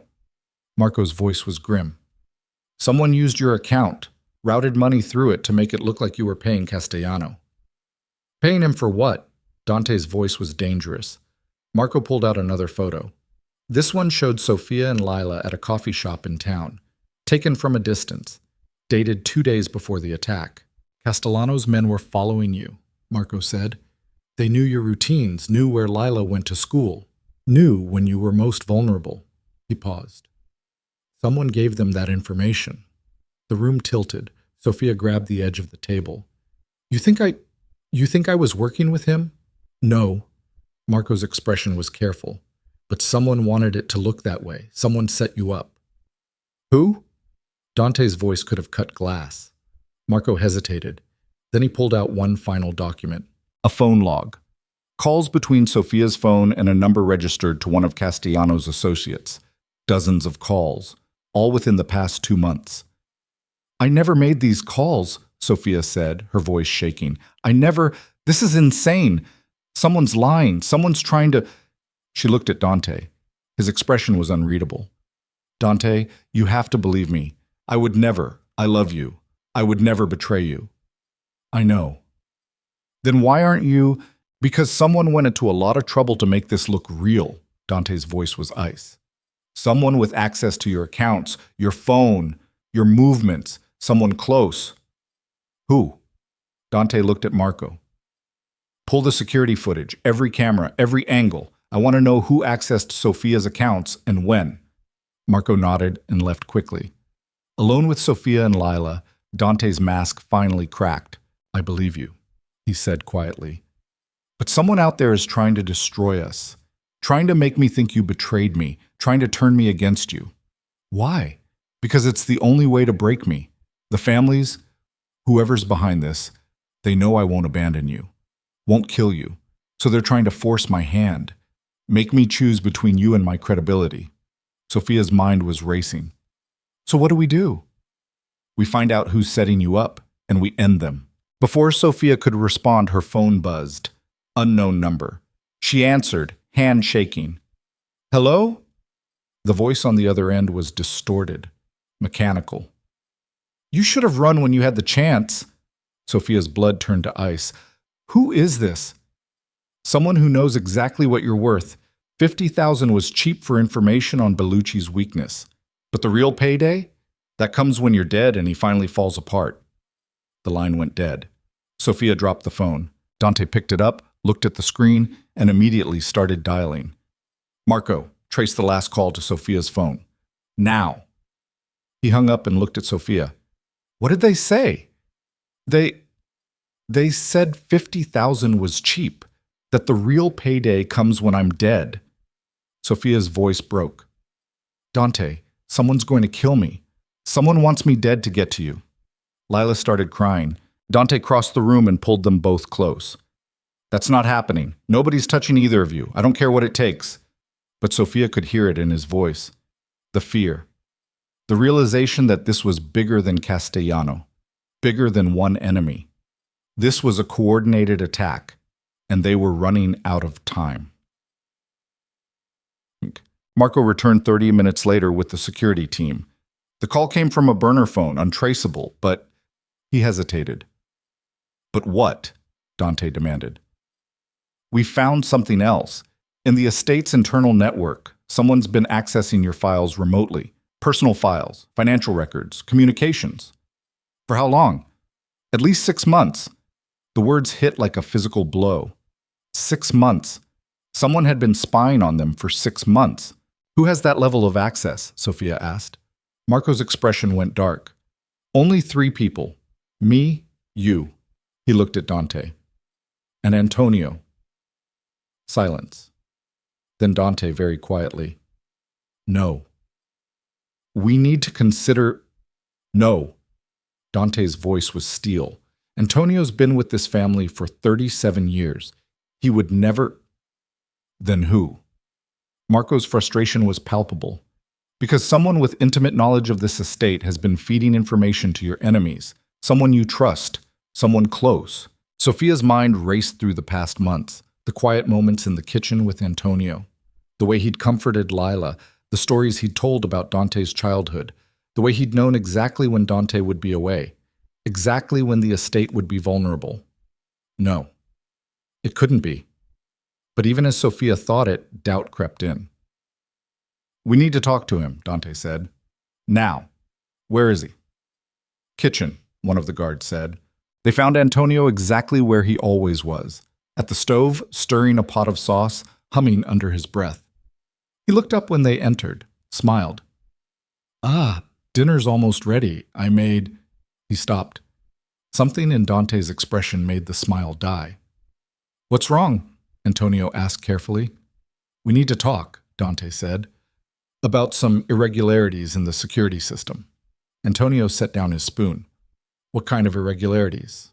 "The kind where someone's been accessing my private files, sharing information with my enemies, getting innocent people killed." Antonio's face went pale. You think I don't know what to think. That's why we're talking." "Dante, I swear to you, I would never—" "Then explain this." Marco pulled out a printout. IP addresses, access logs, all pointing back to the kitchen's computer terminal. Antonio stared at the paper. I can't. This doesn't make sense. I use that computer for recipes, shopping lists. I don't know how to—" "Someone used your login credentials," Marco said, "multiple times, to access files you shouldn't have access to." "I don't know how." Antonio's voice rose, panicked. "My password, I keep it written down in my office. Anyone could have who has access to your office. Everyone, the staff, the guards. It's never locked. I never thought—" He stopped. His eyes went wide. "What?" Dante stepped closer. "What did you just remember?" Antonio's hands were shaking. "There was, about 2 months ago, I came into my office and things were moved, papers out of place. I thought maybe someone was looking for a recipe, but what?" "The computer was on. I always shut it down at night. Always, but that morning it was on." Dante and Marco exchanged looks. "Did you tell anyone, shit?" Marco asked. "No, I thought I'd just forgotten." Antonio looked at Dante, desperation in his eyes. "You have to believe me. I would never betray you. Never. You're like a son to me." Dante's jaw tightened. "I know." "Then who—" The kitchen door opened. A guard stepped in, young, mid-20s, someone Sophia vaguely recognized from the security rotation. "Sir, I have the footage you requested." "From when?" 2 months ago, the night of the office incident." Dante took the tablet, pulled up the video. They all watched in silence as the timestamp rolled. 2:47 a.m. The kitchen was dark. Then a figure appeared, moving carefully through the shadows. The figure entered Antonio's office, sat down at the computer, started typing. Dante zoomed in. Sophia's breath caught, because the face on the screen was familiar. Very familiar. It was one of the housekeepers, a woman named Elise, mid-40s, quiet, efficient. Someone who'd worked at the estate for years. Someone Sophia had worked beside for years. "Elise," Sophia whispered. Dante was already moving. "Where is she?" "Her shift ended an hour ago," the guard said. "Find her, now. I want her in my office in the next 10 minutes, or I want to know why." The guard scattered. Dante turned to Antonio. "I'm sorry. I should have known. It's fine." But Antonio's hands were still shaking. "Just find out who's doing this." They didn't have to wait long. 5 minutes later, the guards returned, empty-handed. "She's gone," Marco said. "Apartment's cleared out. No forwarding address, no phone. She's been gone for at least 12 hours. 12 hours before we discovered the breach," Dante said slowly. "She knew we were getting close. Someone warned her. Or she was smart enough to know when to run." Sophia's mind was spinning. "Elise worked here for years. What would she gain from—" Marco pulled out his phone, started typing. His expression went dark. "What?" Dante demanded. "Elise Moreau. Not her real name. Real name is Elise Castellano." The room went silent. "Castellano," Sophia repeated. "As in his niece." Marco's voice was grim. She's been here for 3 years, working, watching, reporting back. Dante's expression was murderous. And I never knew. I hired her, trusted her, let her into my home. She played the long game, Marco said, waited until you were vulnerable, until you had something worth losing. Then she struck. Where is she now? If I had to guess, with whoever's pulling the strings, whoever wants you destroyed. Sophia felt sick. 3 years. This woman had been in their lives for 3 years, pretending to be loyal, pretending to care, all while feeding information to people who wanted them dead. And Sophia had never suspected, never even questioned. We need to find her, Dante said, but now, before she... His phone rang. Unknown number. He answered, put it on speaker. The same distorted voice from before. Still looking for answers, Bellucci? Let me save you some time. Elise isn't working alone. She's working for me. And I have everything I need to destroy you, your finances, your operations, your secrets, every weakness you've ever had. Who are you? A laugh. Cold. Someone you should have killed when you had the chance. Then a different voice came on the line. Not distorted. Clear. Familiar. Hello, Dante. Sophia's blood turned to ice, because she recognized that voice. It was Travis Kane. Surprised? Travis said, and Sophia could hear the smile in his words. You thought sending me to Seattle would make me disappear. You thought I'd just take your money and start over and forget what you did. Dante's hand tightened on the phone. You signed the agreement. I signed under duress, doesn't count. But that's okay, because while you were busy playing house with my family, I was making new friends. Friends who hate you just as much as I do. Friends who want to see you bleed. If you touch them, touch them? Dante, I've been touching them for months, watching Sophia smile at you, watching Lila call you family, watching you take everything I had and claim it as yours. Travis's voice turned vicious. But that ends now, because I'm coming for what's mine, and when I'm done, you'll wish you'd killed me when you had the chance. The line went dead. Sophia couldn't breathe, couldn't think. Travis was alive. Travis was working with Dante's enemies. Travis was coming for them. And this time, there was nowhere left to run. The phone clattered to the floor. Sophia couldn't move, couldn't breathe. The sound of Travis's voice echoed in her skull like a gunshot, each word carving deeper into the fragile sense of safety she'd built over the past months. He was alive. He was coming. And he wasn't alone. Dante bent down, picked up the phone with movements so controlled they looked mechanical. His face had gone blank. Not calm, not peaceful, but emptied of everything except cold calculation. When he finally spoke, his voice could have frozen blood. Marco, full lockdown, now. Marco was already moving, barking orders into his radio. Within seconds, alarms began shrieking through the estate. Metal shutters slammed down over windows. Doors locked with heavy metallic thuds. Outside, Sophia could hear vehicles moving, guards taking positions, the organized chaos of a fortress preparing for siege. Lila grabbed Sophia's arm, her fingernails digging in hard enough to hurt. Mom, what's happening? Who was that? Sophia opened her mouth, but nothing came out. How did you tell your 12-year-old daughter that the monster from her nightmares had crawled back from the grave? Dante crouched in front of Lila, his hands steady on her shoulders. Listen to me very carefully. Some bad people are trying to hurt us, but I won't let that happen. Do you understand? Lila nodded, tears streaming down her face. Good. Now I need you to go with Marco. He's going to take you somewhere safe inside the house, somewhere nobody can reach you. I want to stay with Mom. You can't. Dante's voice was firm but not unkind. Your mom needs to help me stop these people, and I need to know you're protected so I can focus. Can you be brave for me? Lila looked at Sophia, desperate and terrified. Sophia forced herself to nod. Go with Marco, baby. I'll come find you as soon as this is over. I promise. Marco appeared, his expression grim. Safe room is ready. Dante stood, releasing Lila's shoulders. Take her. Now. Marco held out his hand. After a moment's hesitation, Lila took it. She looked back at Sophia once, her face crumpling, before Marco led her out of the kitchen and toward the secure wing of the house. The moment the door closed, Sophia's legs gave out. She caught herself against the counter, gasping, her vision swimming. The panic she'd been holding back crashed over her in waves. Travis was alive. Travis had been planning this for months. Travis had allied himself with people who wanted Dante dead, and he was using her, using Lila, as weapons.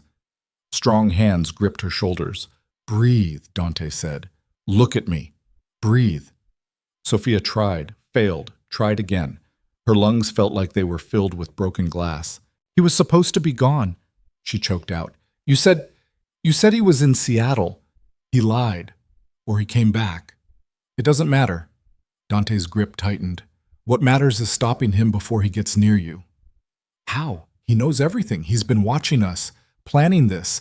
How do we fight." Dante's voice cut through her panic like a blade. "We fight and we win because the alternative is unacceptable." Sophia looked up at him. His face was still blank, still controlled, but his eyes were burning with something primal, something that looked like rage and fear twisted together until they were indistinguishable. "I can't lose you," he said quietly. "Either of you. I will burn this entire city to the ground before I let him take you back." "Dante?" The lights went out, complete darkness. So sudden and absolute that Sophia gasped. Then emergency generators kicked in, bathing everything in dim red light. "They cut the main power," someone shouted from the hallway. "Multiple breach points at the perimeter fence." Dante's hand found Sophia's in the darkness. "Stay close to me. Don't let go." They moved through the house, Dante pulling her along corridors she barely recognized in the emergency lighting. Armed guards rushed past them, heading toward the exits. Radios crackled with overlapping voices reporting positions, coordinates, threats. "East gate compromised. 3 hostiles moving through the gardens. Shots fired, north wing." The sound of gunfire erupted somewhere outside. Close, too close. Dante shoved Sophia into a side room, his study, and locked the door behind them. He crossed to the desk, pulled open a drawer, and withdrew a handgun. He checked the magazine, chambered around, then held it out to her. Sophia stared at it. I've never... Safety's here. Point. Squeeze. Don't pull. If anyone comes through that door who isn't me or Marco, you shoot them. Understand?" Sophia's hands were shaking so badly she could barely grip the weapon. "Dante, I can't." "Yes, you can." He wrapped her fingers around the grip, positioning them correctly. "You're stronger than you think. You survived Travis for months. You can survive this." More gunfire. Closer now. The windows rattled. Dante pulled out a second gun, larger, and moved toward the door. "Stay here. Don't open this for anyone." "Where are you going?" "To end this. You can't just..." "Dante, you don't even know how many of them there are." "I know Travis is with them. That's enough." He was halfway to the door when Sophia grabbed his arm. "Wait." Dante turned. Sophia kissed him, hard and desperate and tasting like fear. When she pulled back, tears were streaming down her face. "Come back to me," she whispered. Dante's mask cracked for just a second, just long enough for her to see the terror underneath. "I will." Then he was gone. Sophia stood alone in the darkened study, gun heavy in her hands, listening to the sounds of battle escalate outside. Footsteps pounding, shouted orders, the sharp crack of gunfire punctuated by screams she tried not to identify. Her phone buzzed. Unknown number. Her finger hovered over the decline button. Then, against every instinct, she answered. "Hello, Sophia." Travis's voice, still distorted but unmistakable. "You bastard," Sophia hissed. "You were supposed to be gone. You promised..." "I promised nothing. Dante threatened me, forced me to sign papers, stole my family." Travis's laugh was ugly. "But that's over now. Tonight I take back what's mine." "I was never yours. You were mine first. You and Lila both. And you'll be mine again. After Dante's dead and his empire is ashes, you'll have nowhere else to go. No one else to protect you. Just me." Sophia's grip on the gun tightened. "I'd rather die. That can be arranged too. But Lila, sweet little Lila, she doesn't have to suffer. She can still have a father. Someone who actually cares about her instead of using her as a pawn in his little power games." "You're insane. You beat her. You threw her against a wall." "I was stressed. I made mistakes. But I can change. Just like your precious Dante claims he can change. Except I actually mean it. You're lying. Am I? Or are you just so desperate to believe in fairy tales that you can't see the truth? Dante Bellucci is a killer, Sophia. A monster. And monsters don't get happy endings. The line went dead. Sophia stood trembling in the red-lit darkness, Travis's words circling her brain like vultures. He was wrong. He had to be wrong. Dante wasn't. Dante was trying to... The study door exploded inward. Sophia screamed, raising the gun, finger on the trigger. "Don't shoot!" Marco stumbled through the doorway, blood streaming down his face from a gash above his eyebrow. "It's me!" Sophia lowered the weapon, her heart trying to punch through her ribs. What happened? They breached the main house. At least 8 hostiles inside, maybe more. Marco leaned against the wall, breathing hard. "Where's Dante?" "He went to find Travis." "Alone?" Marco's expression went dark. "That idiot. That absolute..." He grabbed Sophia's arm. "Come on, we need to get you to the safe room with Lila." "I'm not leaving him. You're not helping him by getting killed." Before Sophia could argue, footsteps thundered in the hallway outside. Heavy boots, multiple people. Marco shoved Sophia behind the desk and raised his own weapon. "Stay down!" 3 men burst into the room, armed, masked. They saw Marco and opened fire. The sound was deafening. Marco returned fire, taking cover behind a leather chair that exploded with bullet holes. Sophia pressed herself flat against the floor, hands over her ears, the gun still clutched in her grip. One of the intruders went down, then another. But the third got a shot off that caught Marco in the shoulder. He spun, hit the wall, and crumpled. The remaining gunman turned toward Sophia. Time slowed. Sophia saw him raise his weapon, saw his finger tighten on the trigger, saw the barrel swing toward her face. She didn't think, just raised her own gun and fired. The recoil nearly broke her wrist, the sound shattered her eardrums. But the bullet found its target, the man's chest, and he dropped like a puppet with cut strings. Sophia stared at the body, at the spreading pool of blood, at her own hands, still holding the gun, still shaking. She'd killed someone. Actually killed someone. The realization hit like ice water. She opened her mouth to scream, "Sophia!" Marco's voice, weak but urgent. "Help me up." She scrambled over to him. The shoulder wound was bad, blood soaking through his shirt, but he was conscious, functional. "Can you walk?" Sophia asked. "Have to." Marco used her shoulder to lever himself upright, his face gray with pain. "Safe room, now, before more of them." An explosion rocked the house. The floor buckled, ceiling tiles rained down. Sophia and Marco were thrown sideways, slamming into the wall hard enough to knock the air from her lungs. When the ringing in her ears subsided, Sophia heard new sounds. Alarms, sprinklers engaging, the crackle of fire. "They're trying to burn us out," Marco gasped. "We need to move, now." He pulled her toward the door and they stumbled into the hallway together. Smoke was already filling the corridor, thick and black and choking. Somewhere in the distance, someone was screaming. They made it halfway to the safe room before more gunmen appeared. This time there was no cover, no protection, just an open hallway and death coming from both directions. Marco pushed Sophia behind him and raised his weapon with his good arm. "Run! I'm not leaving you! Run!" Sophia ran. She heard Marco's gun firing behind her, heard return fire, heard him grunt in pain. But she didn't stop, couldn't stop. She rounded a corner, found the safe room entrance, punched in the access code with trembling fingers. The door opened. Lila was inside, huddled in the corner with Antonio, both of them terrified. When she saw Sophia, she started crying. Sophia threw herself inside and slammed the door shut. The heavy locks engaged automatically, sealing them in. "Where's Mr. Bellucci?" Antonio asked, his voice shaking. "Fighting." "Where's Marco?" The question died in Sophia's throat because she already knew the answer. Marco hadn't followed her, hadn't made it. He'd held them off so she could escape. Sophia pressed her back against the reinforced door, sliding down to the floor, and finally let herself break. Great heaving sobs that shook her entire body.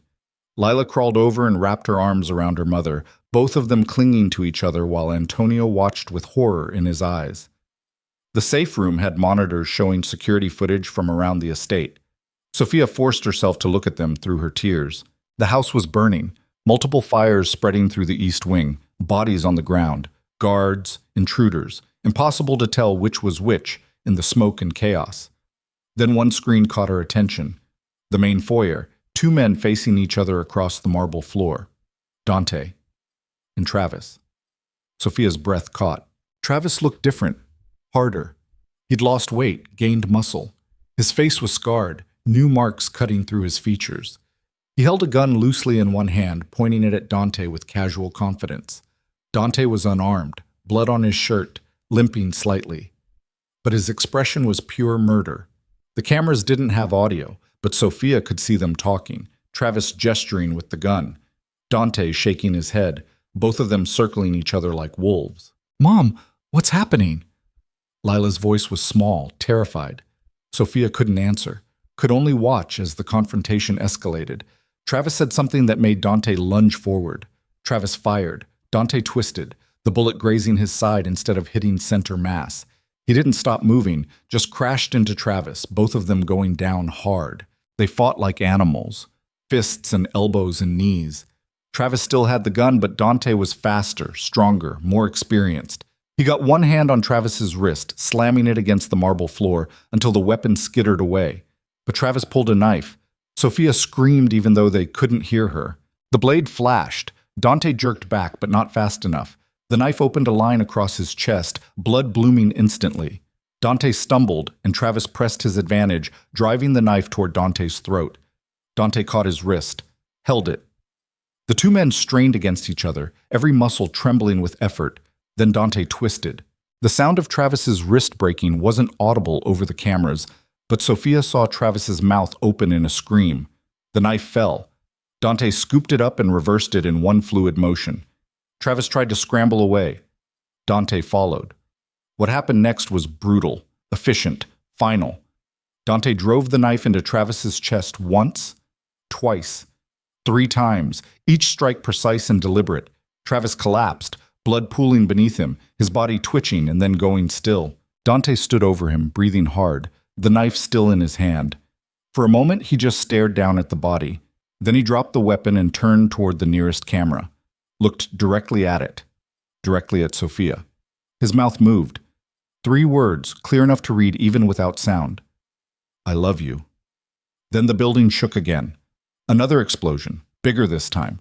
The monitors flickered and went dark. Sophia was on her feet, pounding on the safe room door. "Let me out! I need to get to him!" "You can't!" Antonio grabbed her arms. "The locks are on a timer, 30 minutes minimum after engagement. We're trapped until— I don't care, let me out!" But the door wouldn't budge, wouldn't even respond to the access code. They were sealed in while the house burned around them, while Dante was out there, injured, bleeding, alone. Sophia sank to her knees, fists still pounding uselessly against reinforced steel, and screamed until her voice gave out. Oik! 27 minutes. That's how long they waited in the safe room while the world ended outside. Sophia watched the smoke seep in through the ventilation system, felt the temperature rising, heard the distant sounds of more gunfire, more explosions, more death. Lila clung to her, face buried in Sophia's shoulder. Antonio tried the emergency radio but got only static. The backup generators were failing. The sprinkler system had given up. The entire estate was being consumed, and they were trapped inside it. "We're going to die here," Antonio said quietly. Not panicked, just resigned. "No." Sophia's voice was hoarse from screaming. "We're not. Dante will find us. He promised." "Sophia, he promised." The timer hit 0. The locks disengaged with a heavy clunk. Sophia grabbed Lila and yanked the door open. Smoke billowed in immediately, thick and choking. The hallway was barely visible through the haze. The emergency lights had failed completely. Only the glow of fire provided illumination. "Stay low," Sophia gasped. "Cover your mouth." They crawled through the corridor, Antonio leading because he knew the house better than anyone. Sophia kept one hand on Lila, making sure her daughter stayed close. The heat was unbearable. The smoke was worse. Every breath burned. They made it to the main staircase before the ceiling collapsed. Burning debris crashed down, blocking their path. Antonio cursed in Italian and redirected them toward the servants' stairs, narrower, steeper, but still intact. They descended into chaos. The ground floor was a war zone. Bodies everywhere, some in guard uniforms, some in tactical gear, all of them dead or dying. Sophia tried to shield Lila's eyes, but there was nowhere to look that wasn't horror. They found Dante in the kitchen. He was slumped against the counter, one hand pressed to his side where blood was seeping through his fingers. His face was gray with pain and blood loss, but he was alive. Sophia. His voice was barely a whisper. She ran to him, dropping to her knees, hands fluttering over his injuries, not knowing where to start. Oh God, we need to get you to a hospital. No time. Dante's breathing was labored. The fire's spreading too fast. We need to get out, now. Can you walk? Have to. Antonio appeared on Dante's other side, and together they hauled him upright. Dante's legs nearly gave out, but he locked his knees and forced himself to stand. Where's Marco? Dante asked. Sophia's expression was answer enough. Dante closed his eyes. Damn it. East exit, Antonio said. It's the only route not completely engulfed. They moved as fast as Dante's injuries allowed, which wasn't fast enough. Behind them, the fire roared closer, consuming everything. The heat was like standing next to a furnace. Sophia's lungs felt like they were melting. They were almost to the exit when a figure stepped out of the smoke. Elise, the traitorous housekeeper, still in her uniform, gun in hand. She pointed it at Dante. You killed my uncle, she said flatly. Now I kill you. Wait, Sophia stepped forward. Please, we can… Move aside. No. Elise's eyes narrowed. I said move. No. Sophia spread her arms, putting herself between the gun and Dante. If you want to kill him, you'll have to go through me first. Sophia, don't… Dante tried to push her aside, but he was too weak. Elise's finger tightened on the trigger. Stupid. The shot never came. Instead, Elise's eyes went wide. She looked down at her chest where a red stain was spreading. Then she collapsed. Behind her stood one of the guards, young, bleeding from a dozen wounds, but still standing. Go, he rasped. I'll hold the exit. They didn't argue. They burst through the door into cold night air that felt like salvation. The estate grounds were chaos, fire trucks arriving, police cordoning off the area, survivors being triaged by paramedics. Sophia lowered Dante to the grass, her hand shaking. Stay with me. Please stay with me. Not planning on leaving. Dante's smile was weak but real. Too stubborn. Paramedics rushed over with a stretcher.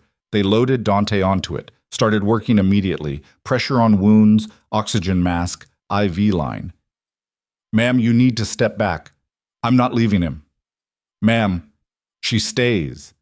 Dante's hand found Sophia's, gripping tight. She stays or I don't go. The paramedic looked like he wanted to argue but thought better of it. Fine, but you ride in the ambulance with us. Sophia looked back at Lila. Antonio had her wrapped in his arms, both of them covered in soot and tears, but alive. Go, Antonio said. I've got her. The ambulance ride was a blur. Sirens, flashing lights, paramedics shouting medical jargon, Dante's hand in hers, his grip weakening, his eyes fluttering closed. Don't you dare, Sophia whispered. Don't you dare leave me now, not after everything. Dante's eyes open, found hers. Not leaving, just tired. Then sleep. But you wake up. You hear me? You wake up, and you marry me like you promised. Pushy. Damn right. His smile was the last thing she saw before they rushed him into surgery. Then Sophia was alone in a hospital waiting room, covered in blood and soot and ash, and all she could do was wait. Wait and pray to anything that might be listening. Wait and hope that love was enough. That they'd survived the fire only to build something better from the ashes. The surgery took 6 hours. Sophia sat in the waiting room watching dawn break through industrial windows, turning the sky from black to gray to pale gold. Nurses moved past in quiet efficiency. Doctors were paged over intercoms. Somewhere down the hall, a baby cried. The world kept turning even when yours had stopped. Antonio arrived with Lila around 7 a.m., both of them scrubbed clean but wearing borrowed clothes from the Red Cross. Lila's eyes were swollen from crying. She crawled into Sophia's lap without a word. Too big for it, really, but Sophia held her anyway, rocking slowly while Antonio sat beside them in silence. Any news? He asked finally. Sophia shook her head. They waited. At 8:43 a.m., a surgeon emerged through the double doors, still in scrubs, his surgical mask hanging loose around his neck. He looked tired, but not grim, and that was the first good sign Sophia had seen in 12 hours. Family of Dante Bellucci? Sophia stood so fast Lila nearly tumbled off her lap. Yes, is he... He's stable. The knife wounds were serious but clean. We repaired the damage to his lungs, stopped the internal bleeding. He lost a lot of blood, but we got him transfused. Barring complications, he should make a full recovery. The relief hit Sophia so hard her knees buckled. Antonio caught her, held her upright while she gasped for air. "Can I see him?" she managed. "He's in recovery, still sedated, but once he's moved to ICU, you can sit with him." The surgeon paused. "Fair warning, he's going to be in a lot of pain when he wakes up. The next 72 hours are critical, but he's strong, stubborn, the nurses tell me. That'll help." Sophia laughed despite herself, the sound half sob. "Yeah, he's stubborn." The surgeon smiled faintly. "I'll have someone come get you when he's settled." He disappeared back through the doors. Sophia sank into the nearest chair and finally let herself believe it. Dante was alive. They'd survived. It was over. They moved Dante to ICU 2 hours later. The room was small, sterile, dominated by machines that beeped and hummed and monitored every function of his body. Dante lay motionless in the bed, his chest rising and falling with mechanical precision courtesy of the oxygen support. Tubes ran everywhere, IV lines, drainage tubes, monitors taped to his skin. He looked fragile in a way Sophia had never seen before. Vulnerable. Human. She pulled a chair close to the bed and took his hand carefully, mindful of the IV line. His skin was cool to the touch. She rubbed her thumb across his knuckles, feeling the familiar calluses, the old scars, and tried not to think about how close she'd come to losing this. Lila stood in the doorway, afraid to come closer. "It's okay," Sophia said gently. "He's just sleeping." "He looks dead." "He's not. Look, see his chest moving? See the monitors? He's breathing. He's fighting." Lila crept closer, her eyes huge. She stared at Dante like she was memorizing him. "Is he going to wake up?" "Yes." "When?" "I don't know, baby. Soon." Lila reached out hesitantly and touched Dante's other hand, just her fingertips against his palm. Then she pulled back quickly, like she'd been burned. "I want him to wake up," she whispered. "So do I." Antonio appeared with coffee and stale hospital sandwiches that tasted like cardboard. Sophia forced herself to eat anyway because she couldn't remember the last time she'd had food. Her body felt hollow, disconnected. The hours crawled past. Nurses came and went, checking vitals, adjusting medications, speaking in low voices that Sophia couldn't quite hear. Police officers arrived asking questions about the attack, the fire, the bodies. Sophia answered mechanically, giving them facts without details, names without context. Yes, they'd been attacked. No, she didn't know why. Yes, her ex-boyfriend had been involved. No, she didn't know who else. The detectives looked skeptical, but didn't push. They'd found enough evidence at the estate to keep them busy for months. Weapons, bodies, financial records that probably implicated half the criminal underworld in New York. "We'll need to speak with Mr. Bellucci when he's recovered," one detective said. "He's wanted for questioning in several ongoing investigations." "He's not going anywhere," Sophia said flatly. "Come back when he can actually talk." They left. The sun set. Night fell. The hospital quieted. And still Dante slept. Sophia dozed in the chair, her head resting on the edge of his bed, hand still holding his. She dreamed of fire and blood, and Travis's face hovering over her. Woke gasping, heart pounding, before remembering where she was. Safe. They were safe. Around 3 a.m., Dante's fingers twitched against hers. Sophia's eyes flew open. "Dante?" His eyelids fluttered. His breathing changed, becoming less mechanical, more natural. The machines beeped faster. A nurse rushed in. "He's waking up. Step back, please." Sophia didn't move. "I'm staying." The nurse looked like she wanted to argue, but didn't. She checked the monitors, adjusted something on the IV, then nodded. "Talk to him. Let him know where he is." Sophia leaned close. "Dante, can you hear me? You're in the hospital. You're safe. Everything's okay." His eyes opened. For a moment, they were unfocused, confused, darting around the room like he was searching for threats. Then they found Sophia's face and locked on. Recognition. Relief. Love. He tried to speak, but the oxygen mask muffled everything. The nurse removed it carefully. Slowly, Mr. Bellucci. Your throat's going to be sore from the breathing tube. Dante swallowed hard, winced, and tried again. His voice came out as a rasp. Sophia. I'm here. Lila? Safe. She's with Antonio, sleeping in the waiting room. Dante's eyes closed briefly, like a prayer of gratitude. When they opened again, they were sharper, more focused. Travis? Dead. You killed him. Good. No hesitation, no remorse, just cold satisfaction. The estate? Burned. Most of it's gone. Marco? Sophia's expression was answer enough. Dante's jaw tightened. Pain flickered across his face, not physical this time. How many others? I don't know. A lot. The police are still... Did we win?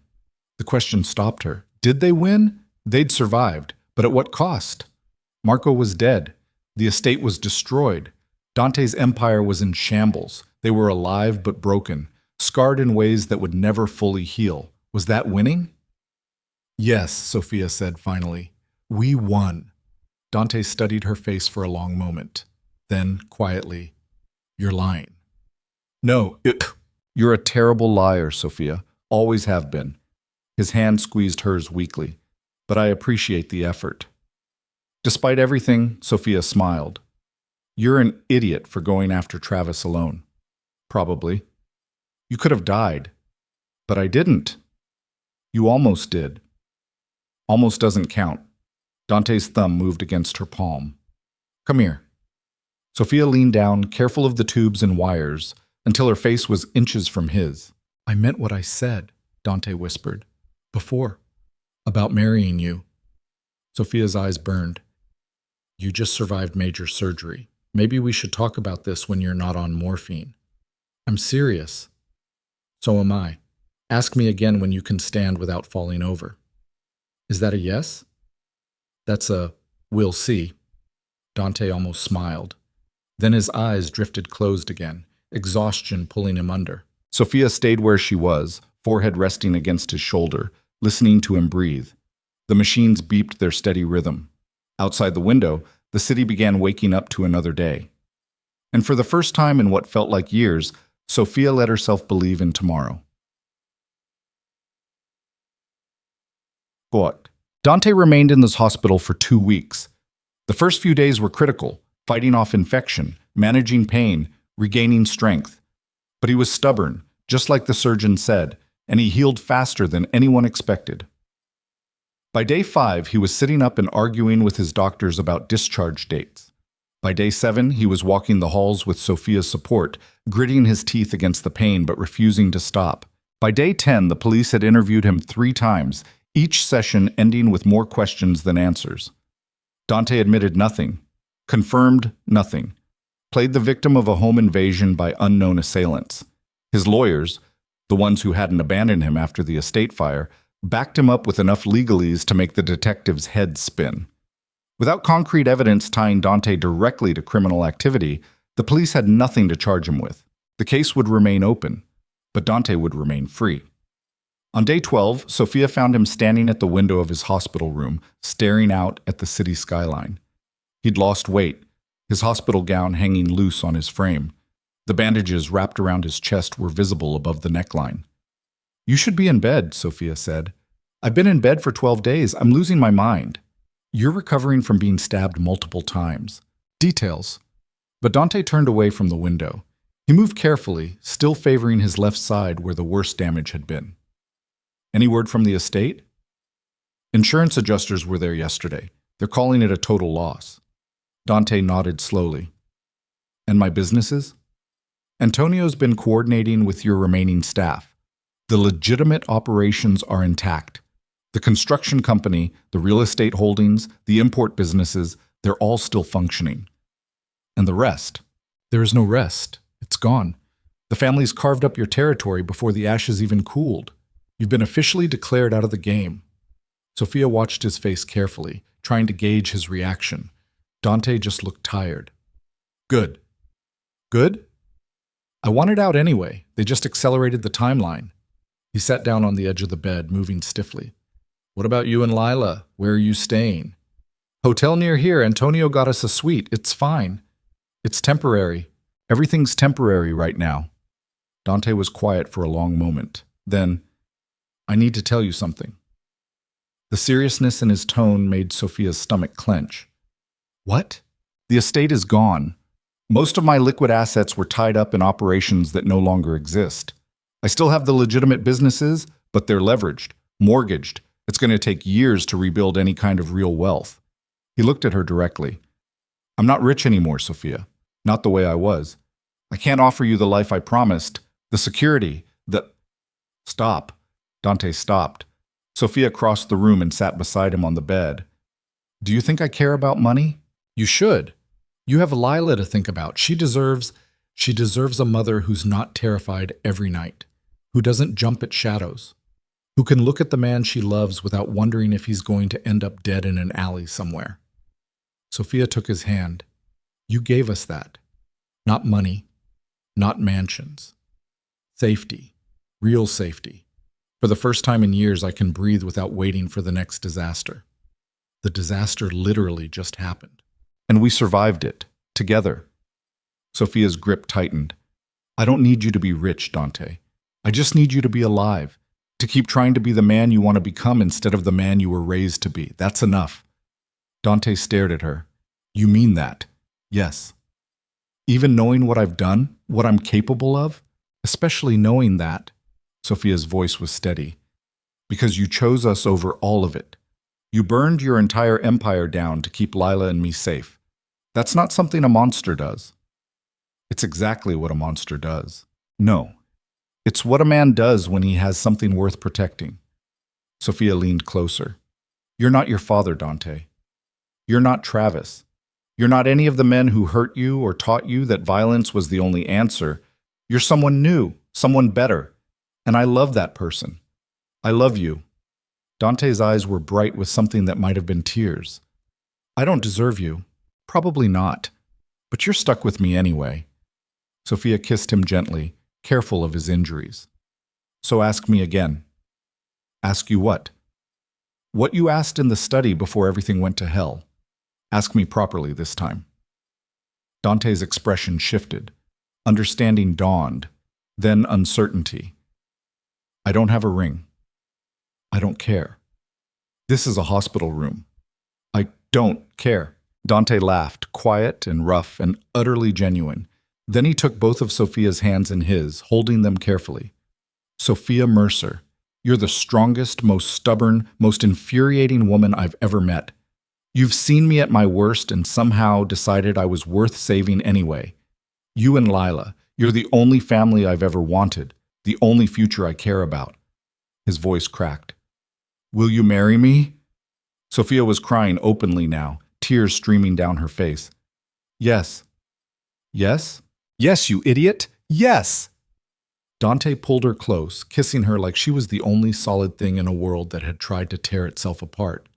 Sophia kissed him back, tasting salt and relief and the promise of something better.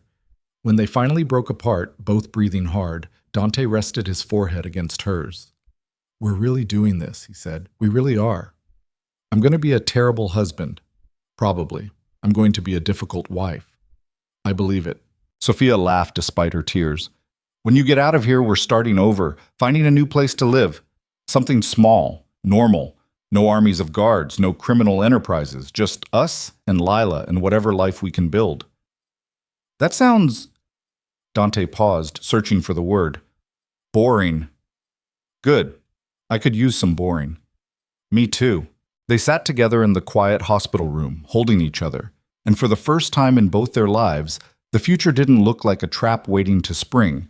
It looked like possibility. Pulse. Dante was discharged on day 14. They left the hospital together, Dante moving slowly but under his own power, Sophia at his side. Lila holding his hand with a grip that suggested she might never let go. Antonio waited with a car. Not a black Mercedes this time. Just a normal sedan. Unremarkable. Forgettable. Perfect. They drove north, away from the city, away from the ashes of the estate, toward a small town in upstate New York where Antonio had found them a house to rent. Nothing fancy. 3 bedrooms, a backyard, neighbors who smiled and waved and didn't ask questions. It was perfect. The first few weeks were an adjustment. Dante struggled with the quiet, with the lack of constant crisis. He'd spent his entire adult life managing chaos, and suddenly there was nothing to manage except healing and figuring out how to live like a normal person. It didn't come naturally. Sophia found him at 2 a.m. more than once, standing at the kitchen window, staring out at nothing, his hand unconsciously resting on the spot where the knife had gone deepest. "Can't sleep?" she'd ask. Old habits. She'd make him tea, chamomile, which he claimed to hate but drank anyway, and they'd sit together at the kitchen table talking about nothing and everything until the sun came up. Slowly, the tension began to ease. Dante started sleeping through the night, started smiling more, started teaching Lila to play chess with actual patience instead of the aggressive intensity he'd shown before. Sophia enrolled in the teaching certification program again, picking up where she'd left off. The coursework was demanding but manageable. She studied in the evenings while Dante helped Lila with her homework. The two of them bent over textbooks at the dining table, arguing good-naturedly about math problems. It was domestic, normal, everything Sophia had never thought she could have. Antonio visited weekly, bringing food and gossip from the city. The Bellucci construction company was thriving under new management. The real estate portfolio had been restructured. Dante's legitimate businesses were growing steadily, providing enough income to be comfortable, if not extravagant. "You're becoming respectable," Antonio teased one afternoon, watching Dante grill burgers in the backyard. "It's disturbing." "You'll get used to it." "I don't think I will." But Antonio was smiling. "It suits you, though, this life." Dante glanced toward the house where Sophia and Lila were setting the table through the window. "Yeah, it does." 6 months after the fire, on a cool autumn afternoon, Dante and Sophia got married. The ceremony was small, just Antonio, Lila, the local justice of the peace, and a handful of neighbors who'd become unexpected friends. No elaborate venue, no designer dress. Sophia wore a simple white sundress she'd bought at a department store. Dante wore slacks and a button-down shirt. It was perfect. They exchanged vows in the backyard under an oak tree that was just starting to turn gold. Lila stood beside them as a witness, crying openly, clutching a bouquet of wildflowers they'd picked that morning. Dante's vows were simple but devastating in their sincerity. "I spent my whole life believing I was broken, that violence was all I was good for, that I'd die young and unmourned, and that would be justice for everything I'd done." His voice cracked. "You showed me that was wrong. You showed me that people can change, that broken things can be repaired, that love isn't weakness, it's the strongest thing there is." He looked at Lila, then back at Sophia. "You and Lila are my family, my home, the only thing that's ever mattered, and I will spend the rest of my life being worthy of that gift." There wasn't a dry eye in the backyard. Sophia's own vows were shorter, but no less powerful. "I survived a lot of darkness before I found you. I learned to be small, to be invisible, to accept scraps of affection and call it love. You taught me that I deserved more, that strength isn't about endurance, it's about knowing when to fight and when to walk away, when to hold on and when to let go." She took his hands. "I'm holding on to you, to this, to the life we're building, and I'm never letting go." The justice of the peace pronounced them married. Dante kissed her like he was sealing a promise he intended to keep forever, and Lila threw her arms around both of them, laughing and crying at the same time, officially becoming Lila Bellucci in every way that mattered. That night, after the small celebration ended and Lila had gone to bed, Dante and Sophia sat on the porch watching fireflies dance across the darkened yard. "Do you regret it?" Sophia asked quietly. "Giving up everything you had?" Dante didn't hesitate. "No, not even a little? I gave up power, money, fear. I didn't give up anything that mattered." He pulled her closer. "This You, Lila, this life, this is everything. Sophia rested her head on his shoulder. It's not going to be easy. Building something from nothing, staying clean, being normal. I know. There are going to be days when you miss it, when you want the power back. Probably. What are you going to do when those days come? Dante was quiet for a moment, then, remember what I almost lost. Remember standing in that burning mansion thinking I'd never see you again.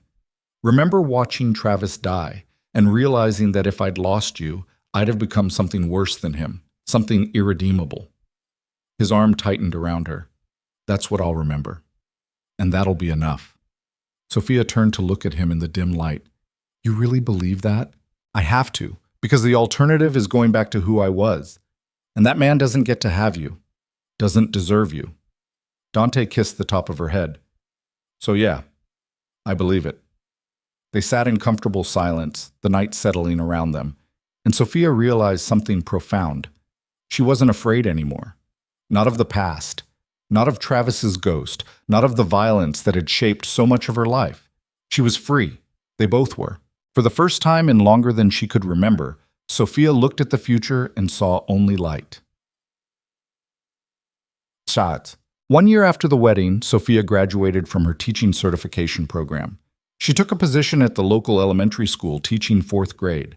The pay was modest, but the work was fulfilling in ways she'd never experienced before.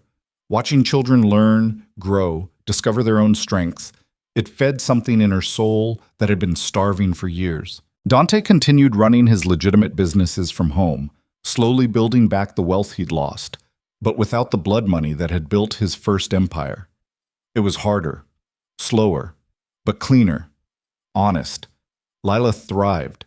She made friends at school, joined the soccer team, started talking about college in that distant, dreamy way 13-year-olds did. The nightmares about Travis faded. The bruises on her wrists became old scars. She smiled more, laughed more, became the child she was always supposed to be. On a warm spring evening 2 years after the fire, the three of them sat together in the backyard for dinner. Nothing fancy, just grilled chicken, salad, bread Antonio had taught them to make. Lila was telling a story about something funny that happened at school, animated, dramatic, making them both laugh. Dante listened with complete attention, his expression soft in a way that used to be impossible. Sophia watched them and felt her chest swell with something too big to name. This was what she'd fought for. This was what they'd survived for. Not wealth, not power, not safety from external threats. Just this. A family sitting together in fading sunlight, sharing a meal, connected by something stronger than blood or obligation, connected by choice, by love, by the simple, profound decision to keep trying, keep fighting, keep building something better from the wreckage of what came before. Later that night, after Lila had gone to bed, Sophia found Dante in his office reviewing construction contracts. She leaned against the doorframe, watching him work. You look tired, she said. Long day. But he smiled. Good day, though. Yeah? The new development downtown got approved. We break ground next month. It's going to create about 200 jobs. That's amazing. It is. Dante set down his pen and looked at her, really looked at her. You know what the best part is? What? I didn't have to threaten anyone. Didn't have to bribe anyone. Didn't have to hurt anyone. I just did the work, followed the rules, and it worked. He laughed quietly. Who knew? Sophia crossed the room and sat on the edge of his desk. I'm proud of you. For what? Being a functional adult? That's a pretty low bar. For choosing to be one? That's harder than you think. Dante stood and pulled her close, careful and gentle in the way he'd learned to be. I had good motivation. Oh? Yeah. He kissed her softly. You, Lila, this life. Turns out I'll do just about anything to keep it. Even fill out permit applications? Even that. Sophia laughed against his mouth. You really have changed. We both have. And it was true. Sophia barely recognized the woman she'd been 2 years ago. The one who'd stumbled bleeding into a hospital, terrified and alone, convinced she'd never escape the cycle of violence that had consumed her life. That woman was gone. In her place was someone stronger, someone who'd stared down death and chosen to live anyway. Someone who'd learned that survival wasn't about enduring, it was about fighting for something worth keeping. Someone who'd learned that love wasn't supposed to hurt.